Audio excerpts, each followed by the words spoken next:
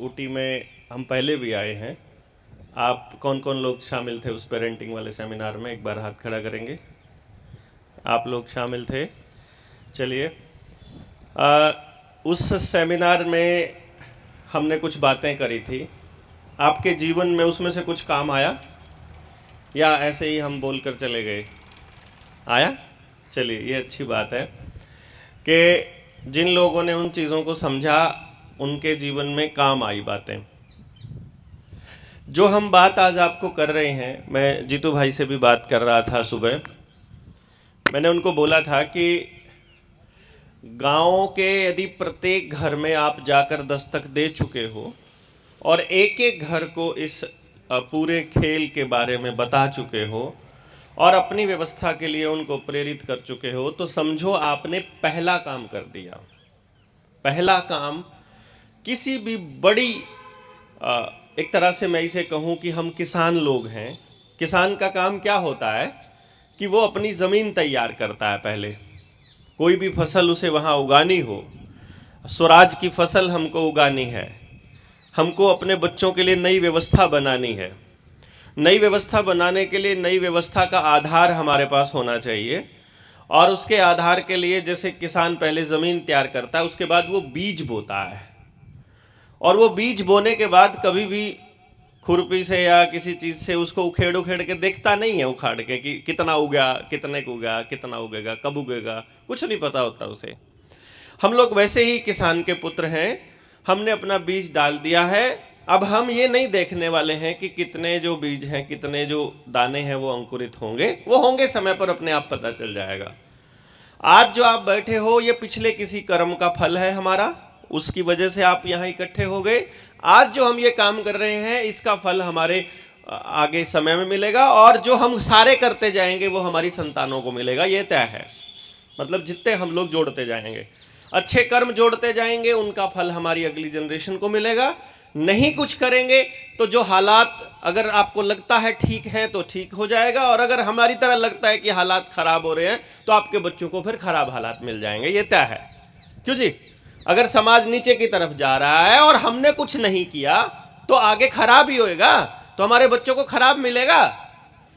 अगर पहले के मुकाबले आज का टाइम देख लो, मैं क्योंकि 30 साल से मैं राजस्थान में आना जाना रहा है मेरा, और मैं आज से अगर 10 साल पहले बताऊं आपको अपने बारे में, तो जहां भी बैठता था मैं एक लाइन बोलता था हमेशा कि राजस्थान का आदमी और हिमाचल का आदमी बीमार नहीं हो सकता। जितनी शुद्ध हवा राजस्थान में मिल सकती है किसी को, वो मेरे ख्याल से कहीं नहीं मिल सकती। और यही काम हिमाचल में, दोनों जगह बहुत खूबसूरत। दूसरा, जितना एक्सट्रीम टेम्परेचर यहाँ हो सकता है, तापमान जितना ज़्यादा, दिन में पूरा गर्म, रात को पूरा ठंडा, मतलब इतना वेरिएशन में कोई बैक्टीरिया, जो कोई वायरस कुछ भी सर्वाइव ही नहीं कर सकता। लगातार नमी चाहिए उसके लिए, वो यहाँ हो ही नहीं सकती राजस्थान में। तो हम ये कहते थे कि राजस्थान का आदमी और राजस्थान का डंगर कभी बीमार नहीं हो सकता, और लॉकडाउन से पहले राजस्थान में कोई बीमार होता भी नहीं होगा। गलत कह रहा हूँ कि सही कह रहा हूँ? सिर्फ वो बच्चे बीमार होते थे जिनको बचपन में लगने वाली वैक्सीन लगती थी। मैं आपको एक बात बता देता हूँ, परमजीत वो चाबी लेके विकास से, और डिग्गी में वो वैक्सीन क्राइम रिपोर्ट किताब रखी है। मैं जब लॉकडाउन से पहले बोला करता था ना कि राजस्थान का आदमी बीमार नहीं हो सकता, लॉकडाउन के बाद मेरे से बोला नहीं गया ये बात, क्योंकि मैंने देखा कुछ लोगों ने अनाज के चक्कर में, कुछ लोगों ने पैसों के चक्कर में, कुछ लोगों ने नौकरी की तनख्वाह पेंशन के चक्कर में वैक्सीन लगवा ली। अब आपके रिश्तेदारी में, जानकारी में, आप लोगों की रिश्तेदारी और जानकारी में किन किन की जानकारी में वैक्सीन के बाद लोग बीमार हो रहे हैं? एक बार हाथ खड़ा करके बताओ,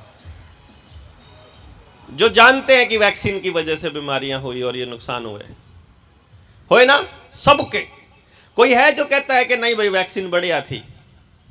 एक भी आदमी नहीं कहता। चलो, कितनी घिनौनी बात है ये हमारे लिए, और कितने शर्म की बात है ये हमारे लिए कि समाज का प्रत्येक व्यक्ति जानता है कि वैक्सीन से हमारे परिवार के परिवार खत्म हो रहे हैं और बीमार हो रहे हैं। और देखो कमाओ का कोई आदमी उठने को तैयार नहीं, बोलने को तैयार नहीं। आपकी मां, बहन, बेटी, पत्नी, बेटा, बाप, भाई, सबको रगड़ा इन्होंने। रगड़ा कि नहीं रगड़ा? मतलब दुश्मन अगर बंदूक लेके आ जाए तो हम लोग लठ उठा लेंगे, बंदूक उठा लेंगे, जान से हाथ धोना पड़े तो वो भी धोएंगे, हम अपनी लड़ाई लड़ेंगे।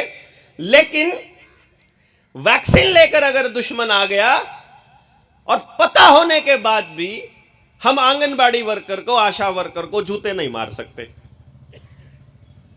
अरे कम से कम घर पे आई हुई को तो अब पीटना चालू कर दो भाई, गांव की बेटी है ना वो भाई। लेकिन गांव समझदारी से एक काम कर सकता है ना कि बेटी तू हमारी बच्ची है, घर पे मत आ जाइयो, बस फोन मत कर दियो बस। भाई अब तो कह सकते होंगे। चलो जब तक नहीं पता था हम लोग चिल्ला चिल्ला के बोलते थे, हम लोग कहते थे कि मत लगवाओ अपने बच्चों को ये वैक्सीन। जितने बच्चों को ये बचपन से लगने वाले टीके लग रहे हैं, सारे बच्चे आने वाले टाइम में बीमार होंगे, परमानेंट बीमार। एक भी बच्चा बाप नहीं बन पाएगा, लड़की होगी तो मां नहीं बन पाएगी। ये बच्चियों को एचपीवी वैक्सीन लगने लग रही है।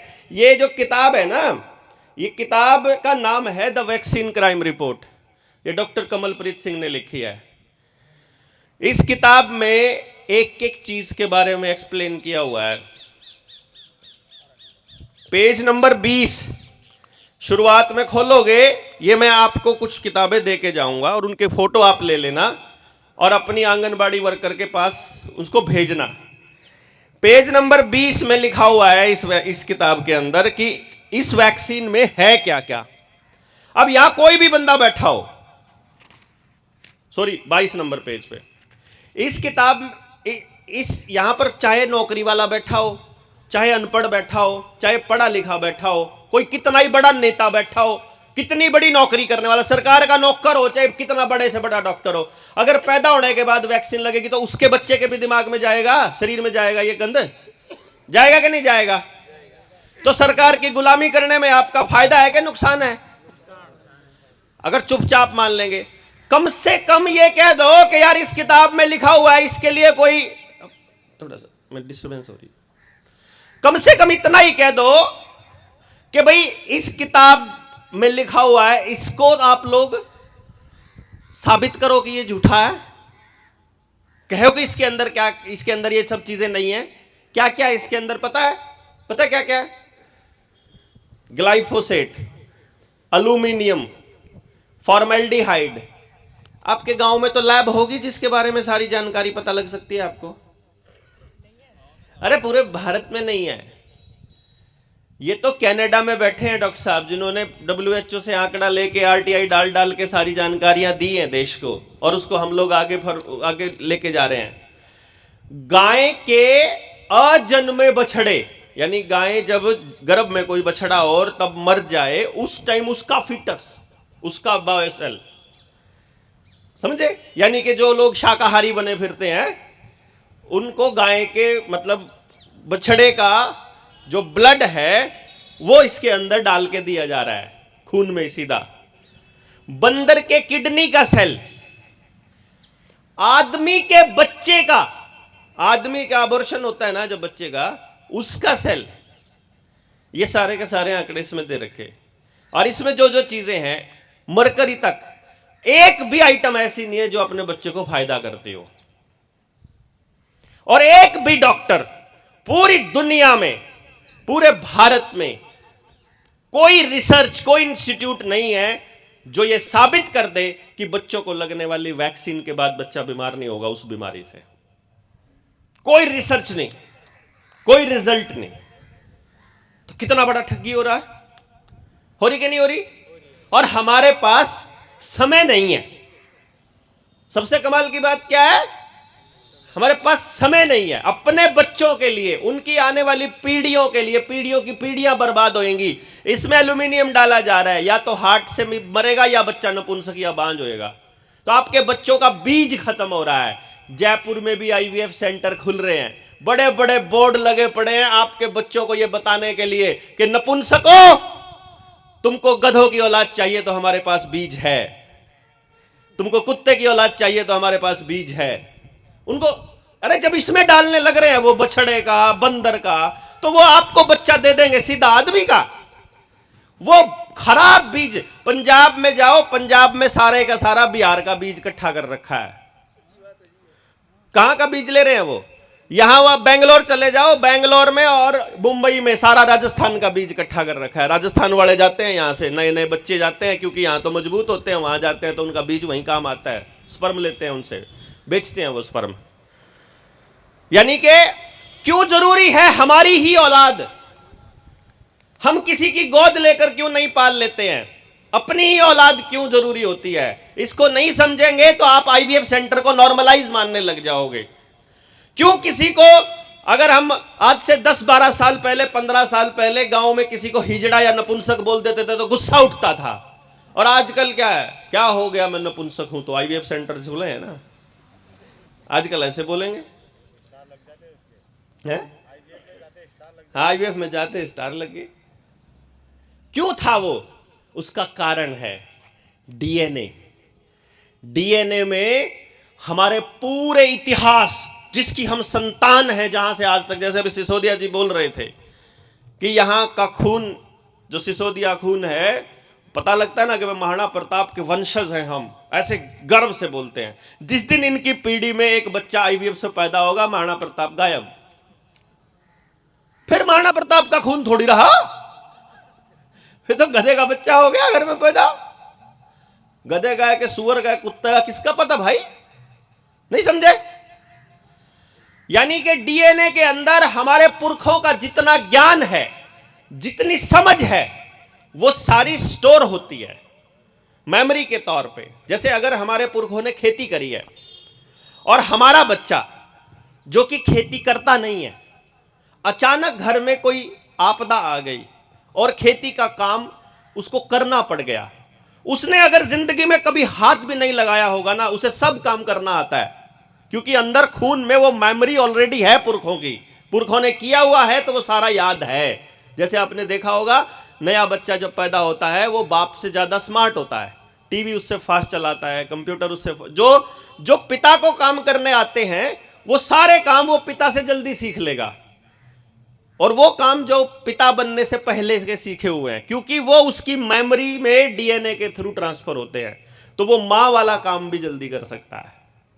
आई बात समझ में? इसीलिए डीएनए जरूरी होता है कि अगर राणा प्रताप की औलाद हो तो जिस दिन इस देश के ऊपर विपदा आएगी, उस दिन राणा प्रताप अपने आप भीतर से निकल आएगा, डीएनए में पड़ा हुआ है। पर आईवीएफ का बच्चा होगा तो राणा प्रताप नहीं है भाई, कहीं है ही नहीं। आईवीएफ के बच्चे में राणा नहीं है, उसमें कोई आपके पुरखे नहीं है, पुरखे खत्म। यानी कि सबका इतिहास खत्म करने का खेल है वैक्सीनेशन, पूरी तरह से आपके पुरखों से तोड़ने का खेल है ये कोई छोटा खेल नहीं है, कहीं इसको छोटा वैक्सीन समझ रहे हो आप इसको।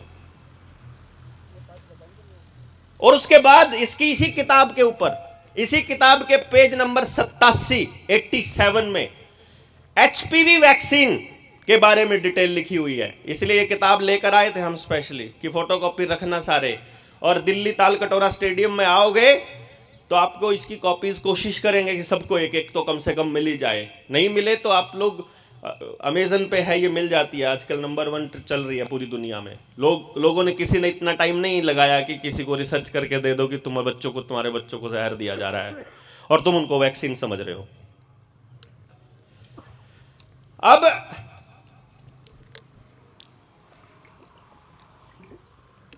समय आपके पास है नहीं, समझ आपके पास है नहीं, गांव में लैब आपके पास है नहीं, कोई मास्टर आपको सच नहीं बता रहा, कोई वकील आपको सच नहीं बता रहा, आपके अधिकारों के बारे में जानकारी नहीं दे रहा, कोई जज आपको ठीक नहीं बता रहा, पुलिस वाले आपके ऊपर अत्याचार किए जा रहे हैं, कहीं भी चौक के ऊपर लगा के नाका और खड़े हो जाते हैं कागज चेक करने के लिए। अपने ही गांव में से निकलो तो आपको पुलिस वालों का डर लगने लगा है, नहीं लगने लगा है क्या? और ये सिर्फ यहां नहीं हो रहा, ये सब जगह हो रहा है। नेताजी भ्रष्टतम हो गए हैं, और आप मान के ठीक है, कोई बात नहीं। अशोक गहलोत ने डायलॉग, अगर आपको याद हो तो, अशोक गहलोत ने क्या कहा था? दहशत फैलाओ तो वैक्सीन लगाएंगे, जल्दी जल्दी लॉकडाउन लगाएंगे, यही कहा था ना, याद है? वो भी यही कर रहा था। और अब ये वाला, इसका नाम क्या है? हगन लाल, ये भी यही कर रहा है। अच्छा भजन है, चला हगन ही लगता है। ये भी यही कर रहा है। आपका जाट नेता हनुमान बेनीवाल कुछ बोलता हो तो देख लो, उसको अपनी माइनिंग माफिया वालों से पैसा खाना है, वो अपना अलग खेल रचता बरता है ना? हमको दिखाया जाता है कि ये बड़ा दबंग नेता है। अरे हमारे रिसोर्सेज को लूट लूट करके वो उनको दे रहा है, वो हमारा नेता कहां से हो गया भाई? मैं भी गया था उसके पास, हनुमान बेनीवाल के पास। मुझे लगा था कि यार ये उस टाइम पे उसने वो पार्टी की घोषणा करी थी, पर घनश्याम तिवारी उसके साथ बैठा था। मैं उसी दिन समझ गया था तो बीजेपी का मोहरा है। घनश्याम तिवारी ने बीजेपी छोड़ी थी 6 महीना पहले। मैंने फेसबुक पर लिखा था, 2018 के चुनाव जब राजस्थान के हुए तो उससे पहले मैंने लिखा था फेसबुक के ऊपर कि घनश्याम तिवारी ने जो इस्तीफा दिया है, ये हनुमान बेनीवाल को, सारे के सारे जाटों को एक जगह इकट्ठा करके और किसी भी तरह से इस व्यवस्था के अंदर भाजपा को लाने के लिए दिया है। और यही काम आने वाले टाइम में हरियाणा में दुष्यंत चौटाला करेगा। ये तब तक किया नहीं था चौटाला ने, दुष्यंत ने वहां। ये खेल चलता है राजनीति का, हमको कौन बता रहा है? कोई नेता आपका नहीं, डॉक्टर आपका नहीं, वकील आपका नहीं, मास्टर आपका नहीं, पुलिस वाला आपका नहीं, जज आपका नहीं। दुकान पे चले जाओगे, सामान बिक रहा है, जितना सारा खाने के सामान जहर के बराबर है। कभी किसी ने उस सामान के पीछे पलटकर आपको पढ़ना नहीं सिखाया कि इस किताब में इस बिस्किट के पैकेट में क्या है, इस नमकीन के पैकेट में क्या है, ये खाने की आइटम, ये ब्रेड का पैकेट में क्या है। कभी पढ़ा आपने? कभी नहीं पढ़ा ना? कुछ मत करना। आपके घर में आपकी पत्नी, बहन, बाप, बेटा, दादा, जो भी खाने का सामान दुकान से लेकर आता है, कॉपी उठाओ, पेन उठाओ, उस सामान के पीछे क्या क्या लिखा है इंग्रेडिएंट में वो लिख दो एक बारी। फिर गूगल पे जाओ, सर्च करो उसके साइड इफेक्ट क्या क्या है, पता करो आपके घर में वो बीमारियां हैं कि नहीं। अगर वो चीज़ आप लंबे समय से खा रहे हो तो वो बीमारियां आपके घर में पक्का मिलेंगी। तो आपका दुकानदार भी, आपका पड़ोस का दुकानदार जो है, वो भी आपका दुश्मन बना हुआ है, और उसको भी नहीं पता ये बात, और आपको भी नहीं पता ये बात। मास्टर आपके बच्चे को ऐसी पढ़ाई पढ़ा रहा है जिसमें आपका बच्चा अपना दिमाग इस्तेमाल नहीं कर सकता। उसको जो कह दिया है वही लिखना पड़ेगा, उसे जो लिखवा दिया है वही याद करना पड़ेगा, और जो याद किया है वही पेपर में लिखना पड़ेगा। दिमाग का इस्तेमाल कर दिया, नंबर नहीं आएंगे, नंबर नहीं आएंगे तो अगली क्लास में दाखिला नहीं होगा, अगली क्लास में दाखिला नहीं होगा तो मम्मी पापा की मेहनत खराब हो जाएगी। इसलिए बच्चा बेचारा ना चाहते हुए भी इस रेक्टिफिकेशन वाली सिस्टम में घुस गया है। आपको लग रहा है शायद आपका बच्चा इसलिए आगे नहीं है क्योंकि आप अच्छे स्कूल में दाखिला नहीं करवा पा रहे। आप सबको लगता है, सबको। देखो कमाल की बात क्या है, आप सबको लग रहा है आप अपने बच्चों की परवरिश ठीक से नहीं कर रहे। सब बच्चों को यह लग रहा है मैं अपने माँ बाप की उम्मीदों पर खरा नहीं उतर रहा। और असली कहानी यह है कि कहीं भी 10% से ज्यादा की सीट ही नहीं है। अगर 50 लाख बच्चा 12वीं करता है तो 5 लाख से ऊपर सीट नहीं है बीए में। तो आपके बच्चे में 5 लाख यानी कि 50 में से 45 लाख का एडमिशन नहीं होना। वो आपका हो, किसी का हो, मेरे का हो जाएगा, आपका नहीं होगा, आपके का हो जाएगा, मेरा रह जाएगा, यही चलेगा बस। तो हमको क्या लगेगा, जैसे मेरे बच्चे का दुश्मन आपका बच्चा है। हमको क्या लगेगा, जैसे मेरा ही बच्चा निकम्मा है। हमको लगेगा शायद हम ही अपने बच्चे को बेहतर सुविधा नहीं दे पा रहे। लगता है कि नहीं लगता? क्यों जी, आप सबको लगता है ना कि मेरे वाला मेहनत नहीं कर रहा। तो इसलिए फिर आप क्या, बाप कहता है बेटे को तू मेहनत नहीं कर रहा, अगर इतनी सुविधा हमको मिल जाती तो पता नहीं हम आसमान को तोड़ फाड़ देते। बच्चा कहता है तुमने हमारे लिए किया ही क्या है? ये काम तो सब करते हैं, पैदा किया है तो स्कूल में दाखिला तो करवाना ही पड़ेगा, पैसा तो खर्च करना ही पड़ेगा। बच्चा इसे बोलेगा। तो अब बच्चा और माँ आपस में एक दूसरे के साथ उलझे पड़े हैं, जिसमें गलती दोनों में से किसी की भी नहीं है, सिर्फ पंगा है समझ का कि हमने व्यवस्था क्या बनाई, एक दूसरे से आगे भागने वाली। व्यवस्था क्या बनानी थी, एक दूसरे के साथ चलने की। व्यवस्था बनानी थी कि कोई पीछे ना रह जाए। व्यवस्था बनानी थी कोई किसी का शोषण ना कर पाए। व्यवस्था बनानी थी किसी के साथ गलत ना हो। अगर ये व्यवस्था बना लेते तो मेरे साथ भी गलत नहीं होता, मेरे बच्चे के साथ भी नहीं होता। पर आपने क्या बनाई? रगड़ने की। तो रगड़ने की बनाई तो जिधर वाले ज्यादा आगे हो जाएंगे उस दिन वो उनको रगड़ देंगे जो पीछे रह गए हैं। बात खत्म। आपने व्यवस्था रगड़ने की बनाई है तो रगड़ो, रगड़ा खाओ। कभी आप रगड़े जाओगे, कभी आपके बच्चे रगड़े जाएंगे।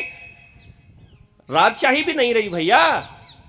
जो कभी राजा हुआ करते थे राजस्थान के अंदर, जिनके बाप दादे, आजकल टिकट भी नहीं मिलती है उनको, है? क्यों? अब उनकी औलाद तो नशेड़ी हो चुकी होगी, यानी कि अब वो खत्म पूरा।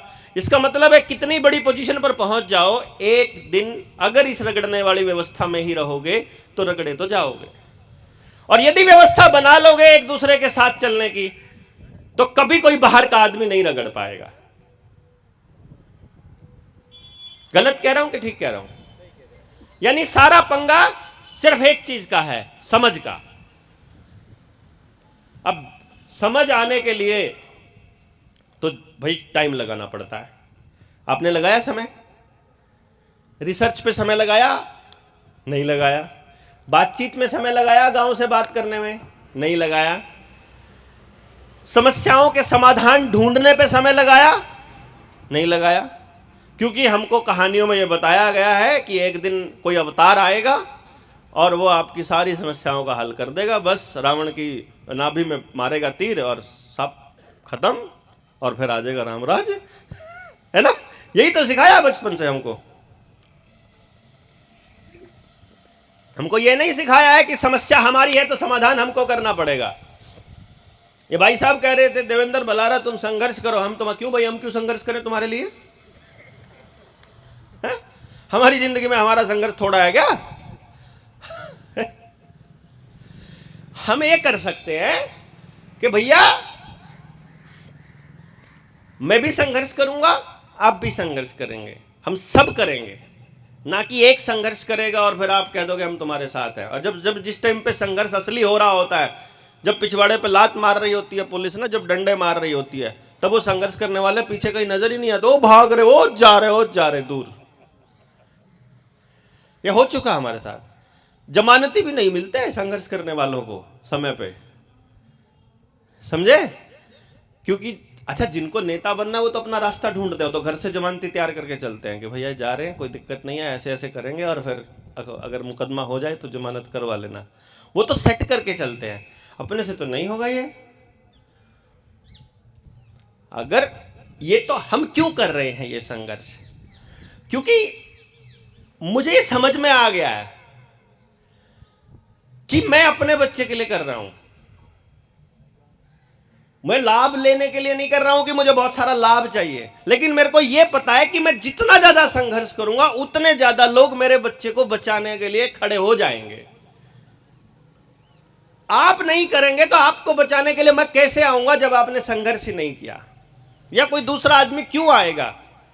तो आपको ऐसा एहसास हो रहा है कि मैं आपके लिए संघर्ष कर रहा हूं, क्योंकि जो समस्या मेरे साथ है, जो नशे वाला माहौल मेरे बच्चे को मिल रहा है, वही आपके वाले को मिल रहा है। तो मैं रो तो अपनी रहा हूं, आपको लग रहा है मैं आपकी बात कर रहा हूं। मैं लड़ाई लड़ रहा हूं अपने बच्चे को बचाने की, आपको लग रहा है मैं आपके बच्चे की बचाने की लड़ रहा हूं। आपको लग रहा है ऐसा मैं आपके लिए कर रहा हूं या समाज के लिए कर रहा हूं। असलियत ये नहीं है। मैं लड़ रहा हूं अपने बच्चे को बेहतर समाज देने के लिए। मैं लड़ रहा हूं अपना फर्ज अदा करने के लिए कि एक बाप होने के नाते मेरा ये फर्ज है कि मैं अगली संतान को उससे अच्छा समाज दूं जैसा मुझे मिला। आपने इससे अच्छा दिया, फिर तो आपका जीवन सफल, नहीं तो फिर दोबारा से पैदा होकर के फिर उसको उस समाज के लिए काम करना पड़ेगा, करना ही पड़ेगा। इसके अलावा दूसरा रास्ता नहीं है, क्योंकि एक बाप का यह फर्ज है। और हमको जैसा समाज मिला था उससे ज्यादा बीमार हैं कि कम बीमार हैं? आज ज्यादा बीमार हैं। उससे ज्यादा अपराध है या कम अपराध है? ज्यादा अपराध है। उससे ज्यादा नशा है या कम नशा है? ज्यादा नशा है। उससे ज्यादा अत्याचार है या कम है? ज्यादा है। उससे रोजगार ज्यादा है कि कम है? रोजगार कम है। उससे परिवार में प्रेम ज्यादा है कि कम है? पहले से कम हो गया। टीचर और बच्चे के बीच का रिश्ता अच्छा है कि बुरा है? बुरा हो गया। भाई भाई का रिश्ता और गांव में आपस में समाज का एक दूसरे से रिश्ता खराब हुआ कि अच्छा हुआ? खराब हुआ। जमीन अच्छी हुई कि खराब हुई? खाना अच्छा हुआ कि खराब हुआ? शरीर खराब हुआ कि अच्छा हुआ? खराब हो गया। अच्छा क्या हुआ भाई? सिर्फ मोटरसाइकिल आ गई, कार आ गई, इसी को अच्छा बोलेंगे? कि पहले तो इतने दिन लगते थे वहां तक जाने में, हैं? अब बला झटके से चले जाते। तो जाके क्या कर लेते हो? हैं? अभी कार उठा के निकल तो लेते हो, पर करते क्या हो? जा करके समय तो बचा लेते हो। मान लिया अभी बला हम जयपुर ऐसे निकल जाते, 2 घंटे में जयपुर पहुंच जाते, तो फिर क्या कर लिया 2 घंटे में जाके? क्या लेकर आए वहां से? घर में बर्बाद करने की चीज के अलावा आप क्या लेके आए?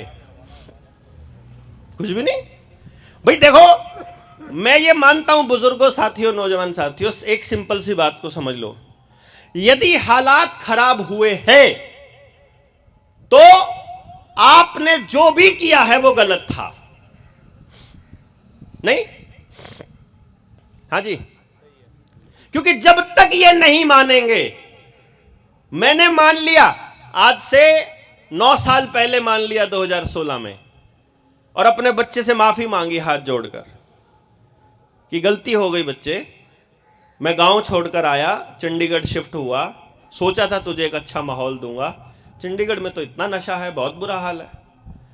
वापस गांव जाने के बारे में सोचा तो गांव में नशा तब तक वहां भी आ चुका था। क्योंकि जिनको थोड़ी बहुत समझ थी, उनको लगा गांव में कुछ नहीं है, वो लोग शहर में शिफ्ट हो गए। तो समझ वाले लोग, या जिनके पास जमीन थी, या जिनके पास पैसा था, वो सारे तो गांव छोड़कर चले गए। तो संभालने वाला कोई गांव में बचा नहीं, तो पीछे से गांव में भी घुस गया, नशा भी घुस गया, पुलिस भी घुस गई, जमाखोरी भी घुस गई, नशाखोरी भी, सब अपराध भी घुस गया, सब गंदगी घुस गई, मोबाइल घुस गया, एलईडी घुस गई। तो बच्चों का सबका दिमाग खराब होने लग गया, रिश्ते भी खराब हो गए, सारा खराब हो गया।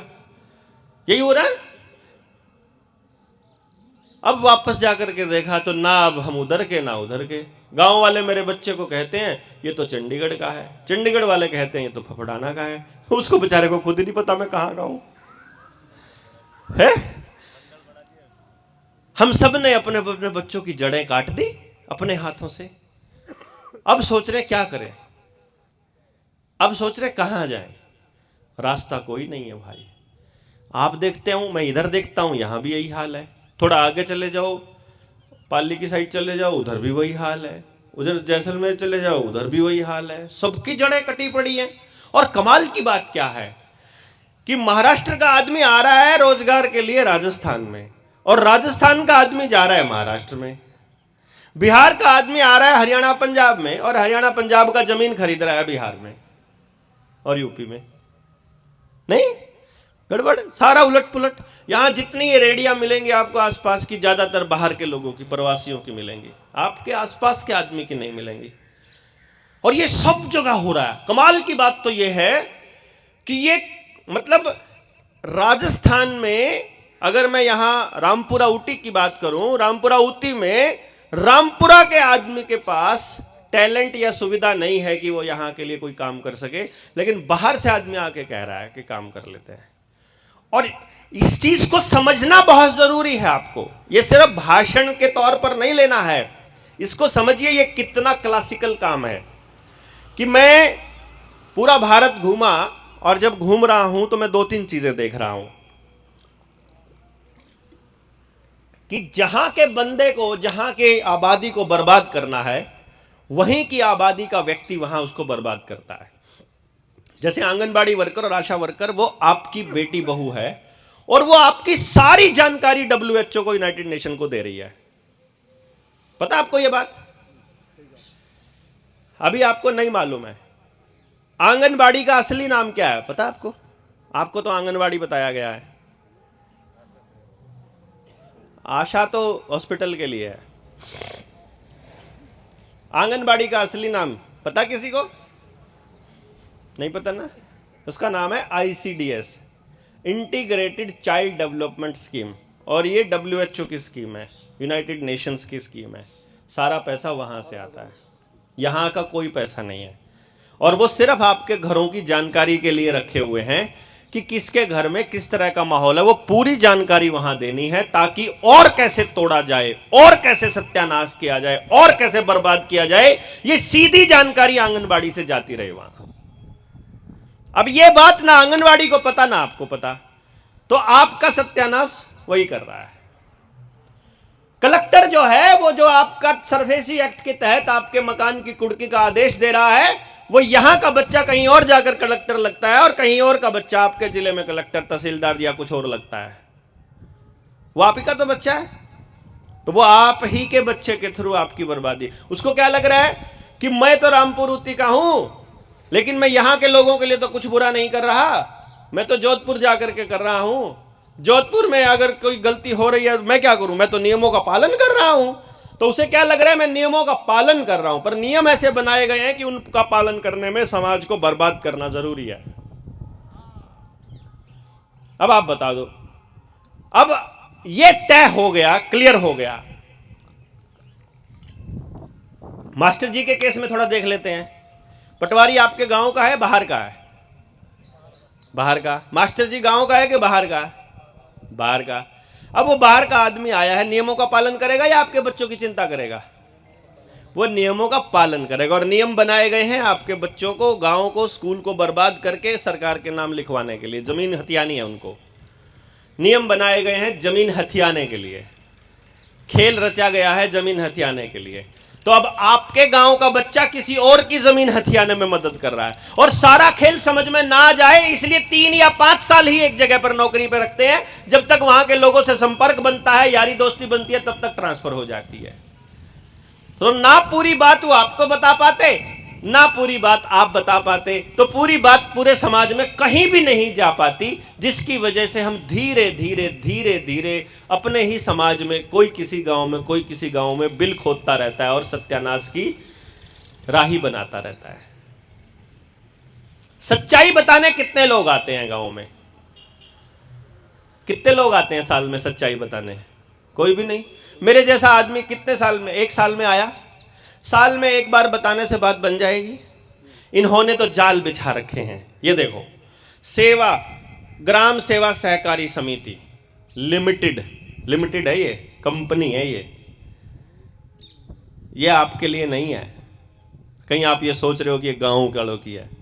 ठीक, इधर आ जाओ। राजकीय आयुर्वेदिक चिकित्सालय, जमीन कहाँ की है?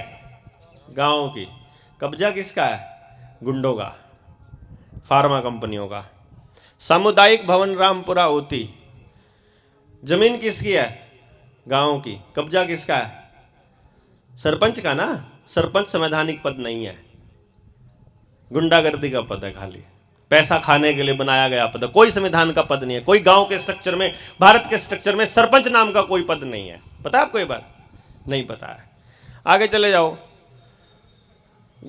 राजीव गांधी सेवा केंद्र, वो क्या है?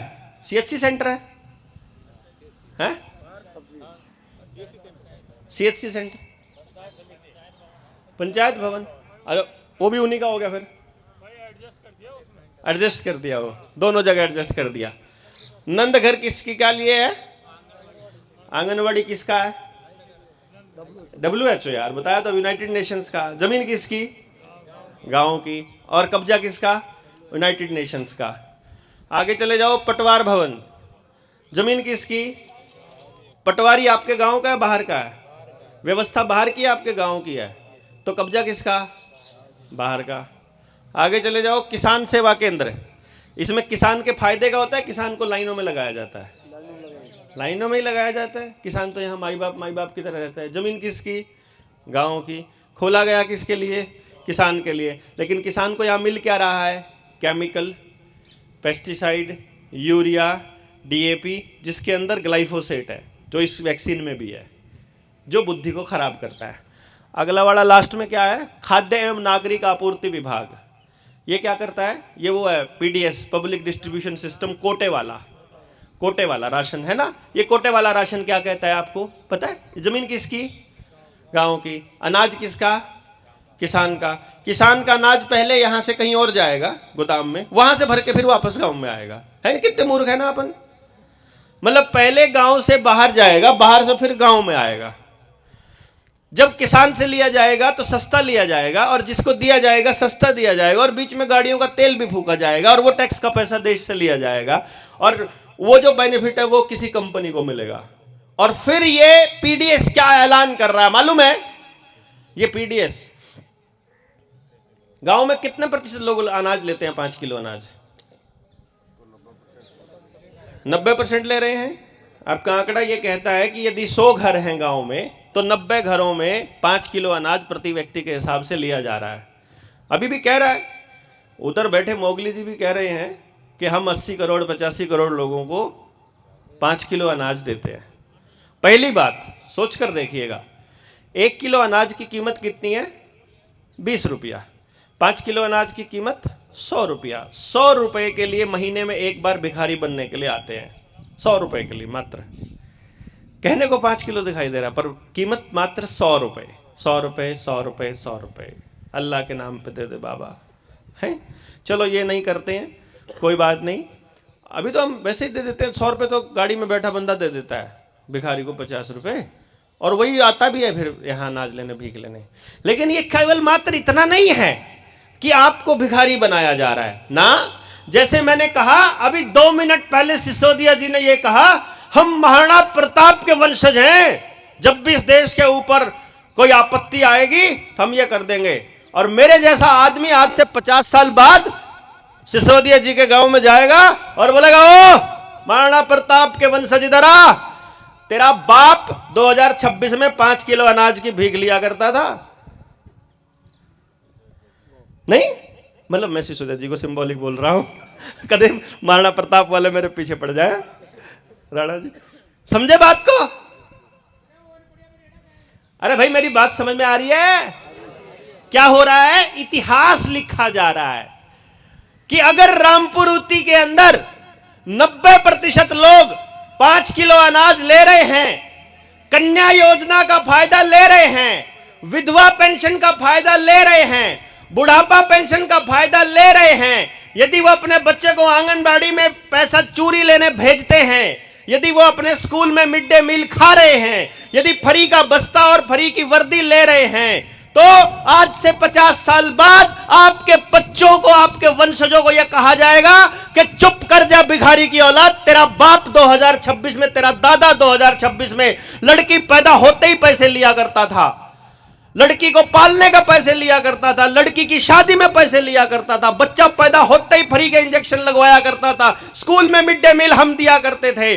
चुप हो जा, तुम्हारे घर में विधवा औरत हो जाती थी तो उसको विधवा पेंशन हम देते थे, अपने बाप को पालने का बुढ़ापा पेंशन हम देते थे।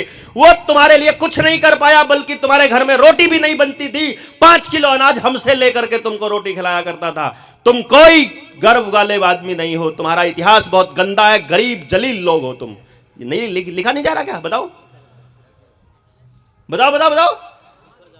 ये लिखा जा रहा है इस टाइम कागज में, अंगूठा लिया जा रहा है आपका।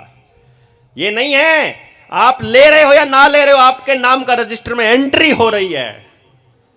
पूरी की पूरे भारत को भिखारी बनाने की योजना है ये। कहीं आप ये सोच रहे हो कि ये कोई आपके फायदे की योजना है? और जितनी भी ये बाउंड्री बन गई है, जब हम पिछली बार आए थे ये खुला था, ये ओपन था। ओपन था तो गांव का था। यहां चौकीदार जिस दिन यहां गेट लग जाएगा और चौकीदार बैठेगा, वो चौकीदार गांव का होगा कि बाहर का होगा? बाहर का होगा। तो चाबी अपने घर की किसी और को दे रहे हो आप। एमएलए बाहर का, जिला पार्षद बाहर का, ब्लॉक समिति बाहर की, पार्लियामेंट का मेंबर बाहर का, कंपनियां बाहर की, मास्टर जी बाहर के, वकील साहब बाहर के, जज बाहर के। आपका कौन है भाई? आपका सिर्फ सिर है, जूता बाहर का है कि नहीं? हो रहा है कि नहीं हो रहा? ये आपके साथ हो रहा है और हमको दिखाई, कमाल की बात यह हमको दिख नहीं रहा। क्यों नहीं दिख रहा? क्योंकि आंखें बंद हैं। क्या सचमुच बंद है? कभी किसी दारू पिए हुए आदमी को देखना या कोई नशा किए हुए आदमी को देखना, उसकी आंखें ऐसे रहती हैं, ऐसे, कहने को वो पूरी खुली रहती है, ऐसे रहेगी, है ना। हाँ भाई बोल, क्या चाहिए, हाँ भाई, तब ऐसे करेगा वो, है ना। और दुश्मन लोग होंगे ना, इसी वाली वीडियो को काट के कह देंगे देख नशा करता है ये, स्टेज पे नशा करके चढ़ता है। लेकिन सोचो आप, मैं ये बात समझने की है, नशेड़ी आदमी की आंखें खुली हैं, उसको सब दिख रहा है सामने क्या हो रहा है, लेकिन जब वो मारने चलेगा तो उससे मारा नहीं जाएगा, वो लड़ने लगेगा उससे हाथ नहीं उठेंगे। उसको पता है कि मेरे घर में चोर घुस गया है, लेकिन उससे बैलेंस नहीं बनेगा। ये क्या क्या गेम है ये, कहां से आता है ये सारा कुछ, कि गड़बड़ क्या है शरीर में। एक दारू की बोतल ने क्या किया अंदर जाकर, या एक उसने पैग ने, जो 2 पैग 3 पैग ने क्या किया, उसने डायरेक्ट हमारे नर्वस सिस्टम पे अटैक किया। नर्वस सिस्टम पे अटैक होने के बाद हमारे हाथों को, पैरों को, जबान को जो चीज कंट्रोल करती है, जो आदेश देती है, वो यहां से चलती है। सही और गलत का निर्णय लेने का काम पाइनियल ग्लैंड करता है। क्या काम करता है? जिसका आपको आने वाले समय में बहुत ज्यादा जरूरत पड़ने वाली है। पाइनियल ग्लैंड जिसकी सही है, उसका एंटीना अभी बचा हुआ है। एंटीना परमात्मा से सीधे संदेश लेने का, परमात्मा से जुड़ने का, प्रकृति से जुड़ने का, खुद से जुड़ने का, और अपने गांव, अपने परिवार, अपने समाज के लिए सही निर्णय लेने का। वो पाइनियल ग्लैंड काम कैसे करती है? उसमें सबसे पहला काम होता है कि आप अपने घर का उगा हुआ बिना केमिकल का खाना खा रहे हो कि नहीं खा रहे हो।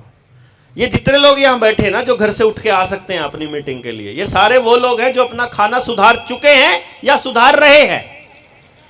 एक भी गंद खाने वाला आदमी यहां बैठ ही नहीं सकता आधा घंटा, 1 घंटे से ज्यादा। बाजार का खाने वाला आदमी अपनी मीटिंग में नहीं बैठ सकता, बर्दाश्त ही नहीं होंगे उससे हम। उसको लगेगा यार ये तो हमको ही गालियां दे रहा है? तो वो उसका पाइनियल ग्लैंड। अब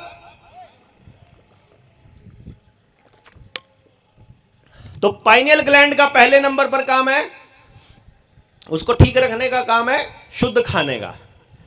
दूसरे नंबर पर है, अगर आपके आसपास कोई पशु भी है या पक्षी हैं, जैसे ये हमारे राजस्थान में सबसे महत्वपूर्ण काम करता है, इस काम को खेजड़ी करती है। अगर खेजड़ी आपके आसपास है तो आपके बचने के चांसेस रहेंगे, इसलिए राजस्थान में पूजा जाता है खेजड़ी को, और इसलिए ये लोग काट रहे हैं सोलर के नाम पर। इस गेम को समझना बस, कि वो आपका अटैक यहां कर रहे हैं कि यदि इन लोगों को सब कुछ पता होते हुए भी अगर अपने बच्चों के लिए लड़ने की हिम्मत ही खत्म कर दे, जैसे कि नशेड़ी आदमी की होती है, तो उनका काम आसान है।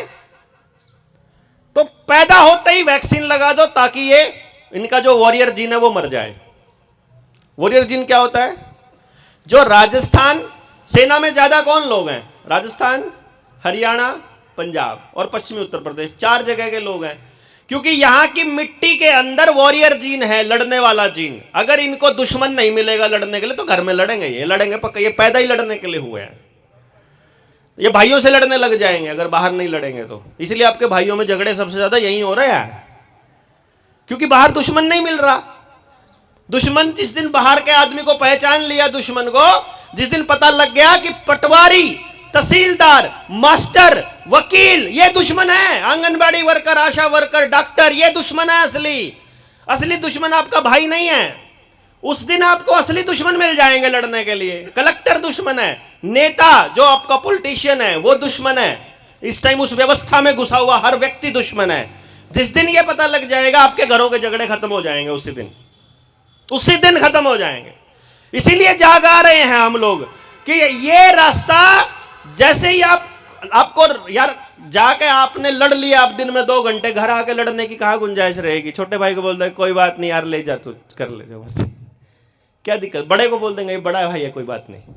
लेकिन अगर बाहर कोई नहीं मिला लड़ने को तो घर में क्यों, तेरी हिम्मत कैसे होगी हाथ लगाने की इस चीज को मेरी मर्जी के बिना? फिर वो चलेगा। तो अब जो बात थी वो ये थी कि आपको यदि कंट्रोल रखना है तो आपकी पाइनियल ग्लैंड को दबा के रखना पड़ेगा। उसका रास्ता पहला तो जबान से जाए, अंदर जाए तो प्योर खाना जाए। दूसरा तरीका, आप जमीन से जुड़ो। जमीन से जुड़ने का तरीका क्या है? नंगे पैर मिट्टी में, खुली मिट्टी में, सड़क पर नहीं, फर्श पर नहीं, पत्थर पर नहीं। इसीलिए अब राजस्थान में भी ईंटों वाले घर बनने लग गए, पत्थर वाले, सीमेंट वाले, ताकि ये भी सब कचरा करने ले, अपना अपना कचरा कर ले। देखो ना आप, मैंने कुछ ऐसे परिवार देखे राजस्थान में जिन्होंने नया घर बना लिया, पुराना तोड़ा नहीं। अब उनके जो घर वाले वो कहते हैं यार मन वहीं लगता है जाके, पुराने वाले में ही। है आप में से कोई ऐसा जिसका मन वहीं लगता है ना? मतलब वो नए वाले में क्यों नहीं लगता? क्योंकि ये बॉडी जो है ये इलेक्ट्रोमैग्नेट है बहुत बड़ा। ये जब तक इसमें ऊपर से ऊर्जा मिलती रहेगी तब तक ये इसको मजा आता रहेगा। और जो ये चौरस बिल्डिंग है, ये जो चौरस बिल्डिंग है, डब्बा, क्यूबिकल शॉप में, यानी कि जैसे सीमेंट का जो घर होता है पत्थर वाला, नीचे भी फर्श, ऊपर भी फर्श और चारों तरफ तो है ही सीमेंट, वो बंद डब्बा हो गया तो उसके अंदर से जो एनर्जी है वो बाहर नहीं जाएगी और अंदर भी नहीं आएगी। आपने देखा होगा, जैसे मंदिर देखो आप, मंदिर चौरस है नीचे से, लेकिन ऊपर से फिर जाकर के ऐसे हो गया और टॉप पे जाकर के वहां कोई धातु लगी हुई है। मोस्टली वो तांबा लगाया करते थे पहले, या फिर सोना लगता है। वो बहुत बढ़िया इलेक्ट्रिक का कंडक्टर है, ताकि जो ऊर्जा है वो सीधी जाए। और आदमी जो नमन करता है भगवान के आगे, मूर्ति के आगे, वो बिल्कुल उसके बीच में आके करता है मंदिर में, बाहर से कोई नहीं। आजकल वाले तो बाहर से भी करके निकल लेते हैं, लेकिन असलियत में वो अंदर जाता है, वो अपनी गर्दन को ऐसे करता है, तो ये जो हिस्सा है ये सीधा वहां से कनेक्ट होने की कोशिश होती है। मंदिर, मस्जिद, गुरुद्वारा, सब की शेप यही मिलेगी कि नहीं मिलेगी? कभी भी बंद नहीं मिलेगा ऊपर से। आपका ज्यादा मन, देखना जरा ध्यान से, झोपड़ी जो घर में बनी है वो अगर ऐसी बनी है, छत अगर ऐसी होगी ज्यादा मन लगेगा वहां पर। सीधा फ्लैट छत होगी नहीं लगेगा।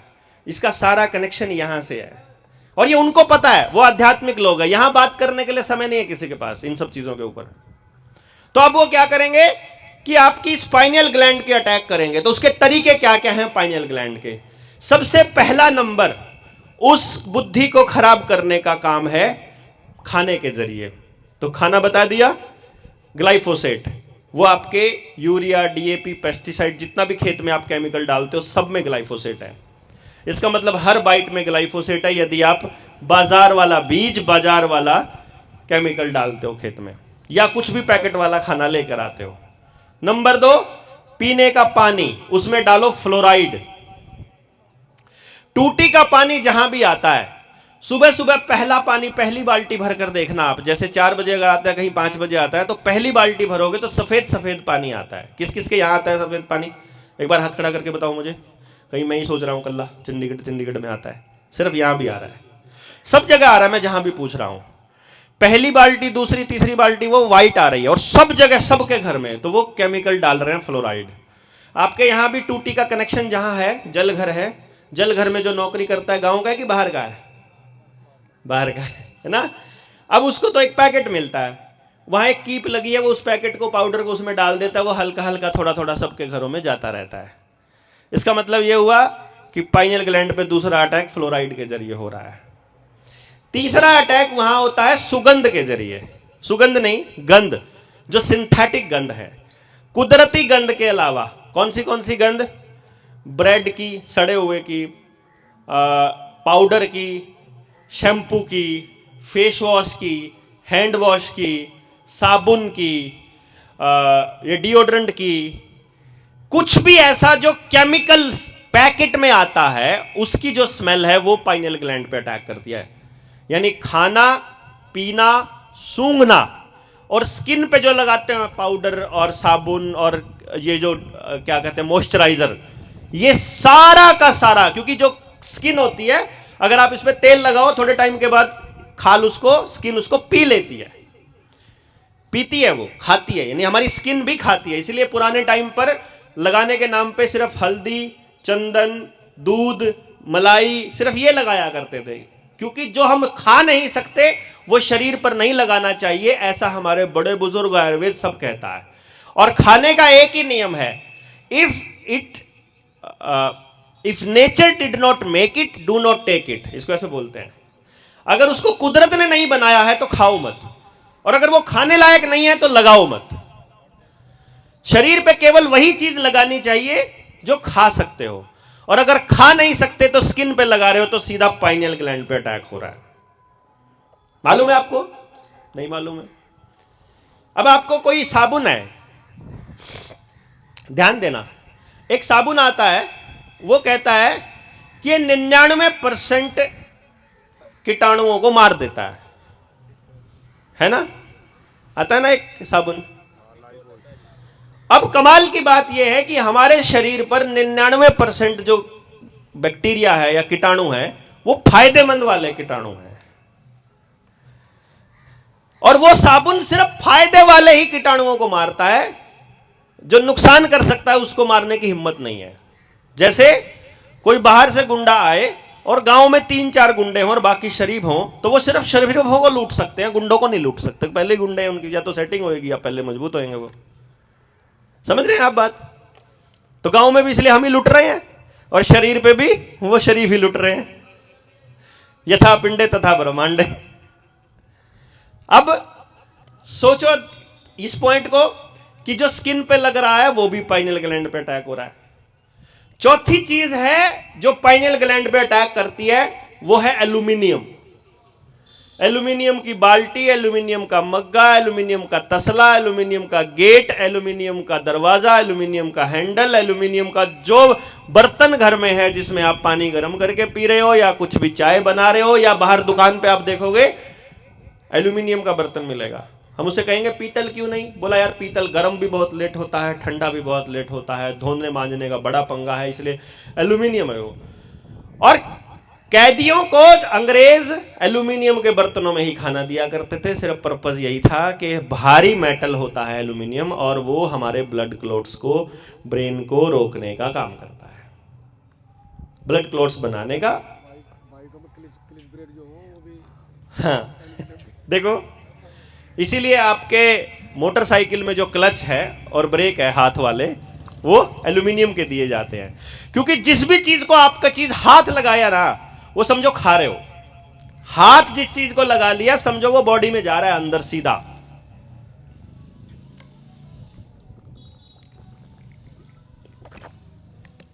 ये जो मौसम है इस टाइम का, जो आजकल का मौसम है फागुन का, ये एलर्जी का मौसम है। आयुर्वेद में सबसे बढ़िया एलर्जी के लिए बताया गया है गोबर, गाय का, देसी गाय का। और अब खा तो सकते नहीं गोबर, शर्म आती है, इसीलिए होली गोबर से खेली जाती थी।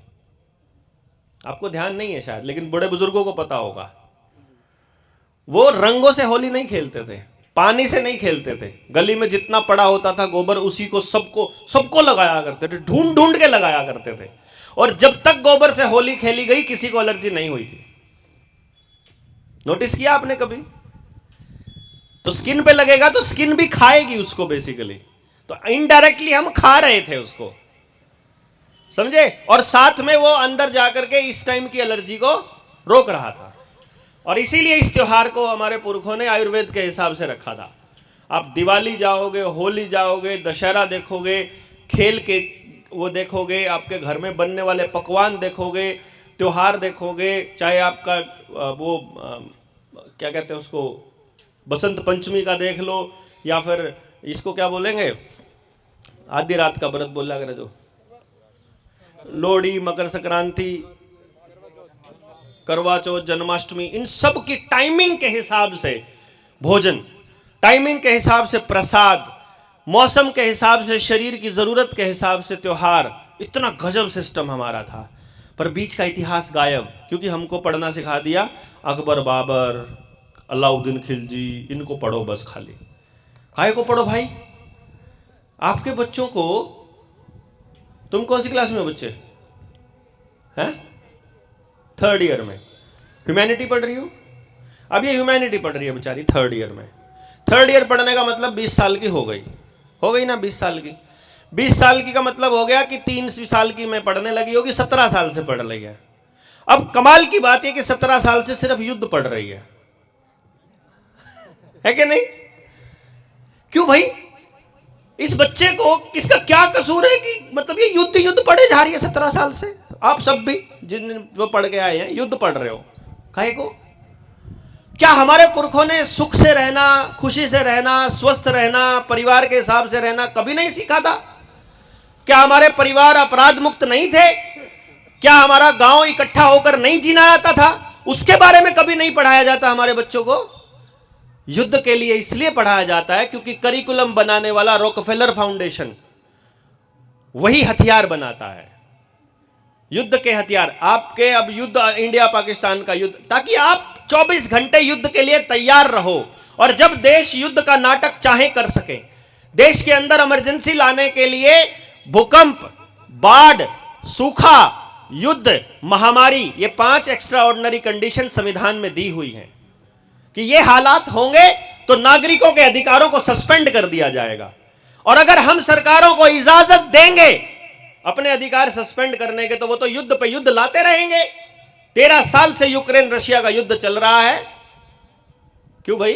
13 साल होते हैं यार, सॉरी 13 महीने से 13 महीने के युद्ध होते हैं क्या? लेकिन युद्ध नहीं है, स्क्रिप्ट है। क्योंकि युद्ध के नाम पर देश अपने अधिकार सरेंडर कर देता है। जैसे कोरोना महामारी के टाइम पर महामारी के नाम पर हमने अपने अधिकारों को समर्पित कर दिया कि जाओ मार लो लठ, पुलिस वालों को कह दिया मारो लठ, डॉक्टरों को कह दिया लगाओ टीके, धक्के से। चाहते नहीं है हम, फिर भी दिखाएंगे तुमको सर्टिफिकेट, लो माई बाप, कोई बात नहीं, देश में महामारी आई है, हमारी तो एस्तेसी हो जाए, हमारा तो पूरा परिवार खत्म हो जाए, कोई दिक्कत नहीं, तुम देखो सर्टिफिकेट। ठीक है ना? ये फायदा उठाते हैं ये लोग। इन्होंने पूरा माइंड को प्रोग्राम करने का खेल रचा हुआ है। इसीलिए ये हमारे उस पाइनियल ग्लैंड पर अटैक करते रहते हैं। तो हमारी स्किन पर अगर कुछ भी लगेगा जिसमें खुशबू आएगी, वहां पाइनियल ग्लैंड पर अटैक होगा। अच्छा, कोई है यहां जो इन चीजों से बचा हुआ है?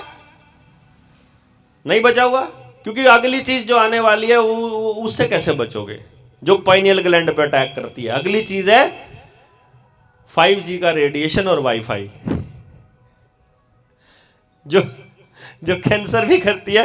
वो तो आपकी जेब में डाल दिया कि बच के दिखा, तेरी इस पाइनियल ग्लैंड को छोड़ेंगे नहीं। परमात्मा से जुड़ने का, अपने आप से जुड़ने का तुमको मौका देंगे नहीं। उन्होंने प्लान करके रखा हुआ है। हमने अपने बच्चों के लिए क्या प्लान किया है? कुछ भी नहीं। देखो कमाल की बात, हम बच्चा पैदा हुआ, आजकल की नई मम्मियां तो डायपर लगाने लग गई, पोतड़े धोने में उनको दिक्कत आती है ना? जबकि उनको बताना पड़ेगा कि बच्चे को कभी बांधना ही नहीं होता, उसको खुला रखना होता है। डायपर नाम की चीज उसको बीमारी और एलर्जी के अलावा कुछ नहीं देता। पर यह बात बिना समझ के, बिना आंदोलन चलाए, बिना चर्चा किए नहीं आएगा। तो गांव में एक बच्चे को बताना पड़ेगा कि कम से कम एक बंदा हो जिसको मालूम हो कि बच्चों को बीमार कैसे किया जाता है और स्वस्थ कैसे रखा जाता है। पता होगा तो आसान रहेगा ना बच्चों का पालन पोषण। क्यों जी? तो सारी चीजें पता होंगी तभी तो, कि बिना टीके के कैसे पैदा होगा, बिना अस्पताल के कैसे पैदा होगा, बिना डॉक्टर के कैसे पैदा होगा, और जब बीमार हो जाए बढ़ने के बाद, बड़ा होने के बाद, पैदा होने के बाद, तो बिना अस्पताल के ठीक कैसा होगा, छोटी मोटी बीमारी हो जाए तो। ये अगर हर मां को पता हो तो डॉक्टरों के ऊपर निर्भरता खत्म हो जाएगी। क्यों जी?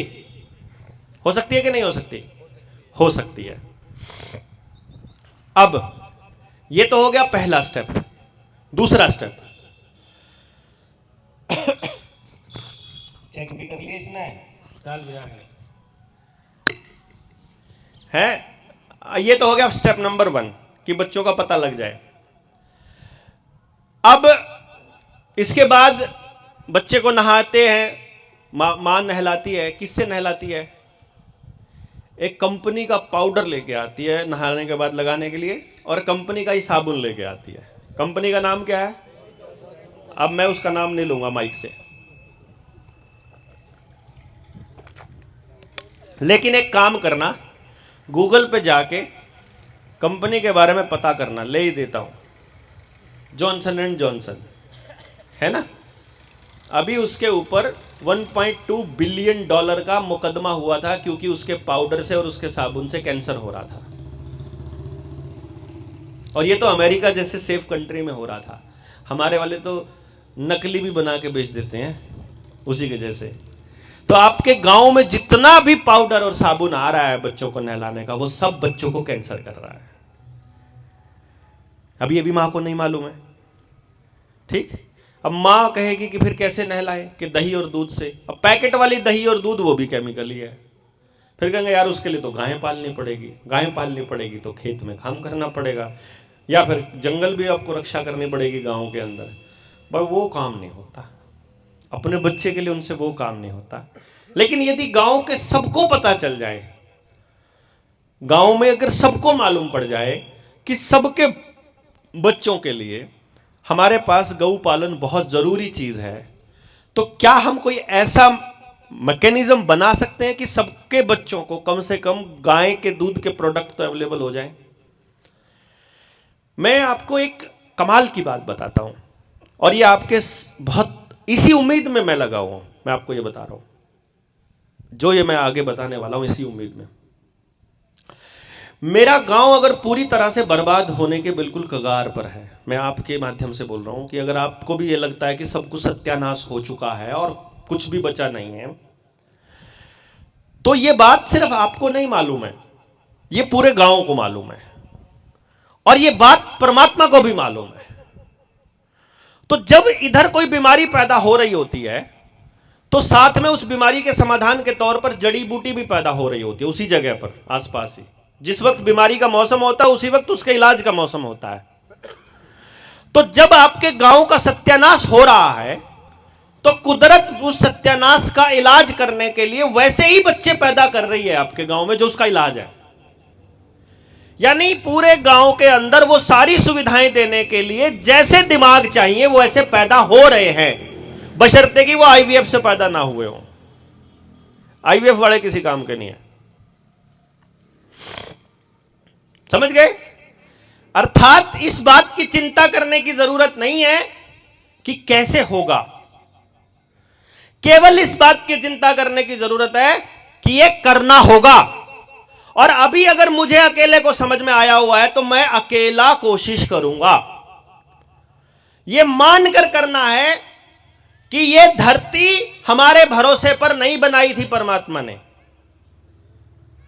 मेरे भरोसे तो पैदा नहीं करी होगी ना ये धरती, यो रामपुरा उती मेरे भरोसे तो नहीं होगा, या आपके भरोसे जो बाहर वाले हैं उनके भरोसे तो नहीं होगा, या जितेंद्र लगा हुआ है, अकेला जीतू लगा हुआ है, इसके भरोसे तो नहीं है ना ये गांव। ये तो बाद में पैदा हुआ, गांव तो बालेगा है। लेकिन ये बच्चा अपना गांव का काम कि मेरा रोल क्या है मेरे गांव के प्रति, उसको पूरा ईमानदारी से कर रहा है। मेरा रोल क्या है इस गांव के प्रति, मैं अपना काम ईमानदारी से कर रहा हूं। कौन कौन साथी यहां 2-2 3-3 दिन से हैं? कितने साथी हैं यहां जो गांव में डोर टू डोर कर रहे हैं? अब ये लोग अपना काम ईमानदारी से कर रहे हैं, इनको कुछ मिलना थोड़ी ना था, क्यों जी? अगर इनको कुछ मिलना नहीं था तो ये लोग कर रहे थे, तो क्या गांव इनके इस काम को नहीं देख रहा है? देख रहा है। क्या परमात्मा नहीं देख रहा है? तो जो लोगों के दिमाग में विचार कहीं दबे हुए हैं और जिन जगह पर ये कोई मतलब जहां से चिंगारी लगनी है, जो बात होती है ना कि बुढ़िया तूने पूरा गांव जला दिया, वो बुढ़िया बोली ना भाई मैंने तो बस एक माचिस की तिल्ली लगाई थी, गांव तो अपने आप ही जल गया। अगर सारी चीजें आपस में एक दूसरे के साथ जुड़ी हुई हैं तो आपको खाली एक चीज शुरू करनी है। जैसे मैंने बच्चे का बताया आपको, बच्चे के लिए क्या खाना सही है, बच्चे के लिए क्या पहनना सही है, बच्चे के लिए उसकी बीमारियों में क्या चीज उसको चाहिए, यदि माँ बाप को यह पता चल जाए तो ना तो कोई भी माँ बाप राउंड अप से आसपास की सड़क के दोनों तरफ की झाड़ियों को खत्म करेगा, है गायें पालने की प्रक्रिया दोबारा चालू हो जाएगी। गांव में ज्यादा गायें हो जाएंगी, ज्यादा भैंस हो जाएगी तो गांव के लिए जंगल की जरूरत महसूस होगी, जंगल की महसूस होगी जरूरत तो गांव में चरने के लिए जंगल में जाने लग जाएंगी, तो सामूहिक तालाब की भी जरूरत पड़ेगी। सामूहिक तालाब और सामूहिक जंगल की जरूरत पड़ेगी तो भैया समाज को इकट्ठा होना ही पड़ेगा, है? समाज इकट्ठा होगा तो परिवार को इकट्ठा होना ही पड़ेगा। परिवार इकट्ठा हो गया तो आपके प्रेम में, आपके घर में शांति प्रेम आएगा ही आएगा। यानी खाली एक चीज के बारे में आप दिल से काम करने लगोगे तो बाकी चीजों को ठीक होना ही पड़ेगा। गलत कह रहा हूं कि ठीक कह रहा हूं? है, ठीक होना ही पड़ेगा। ये कंडीशंस हैं।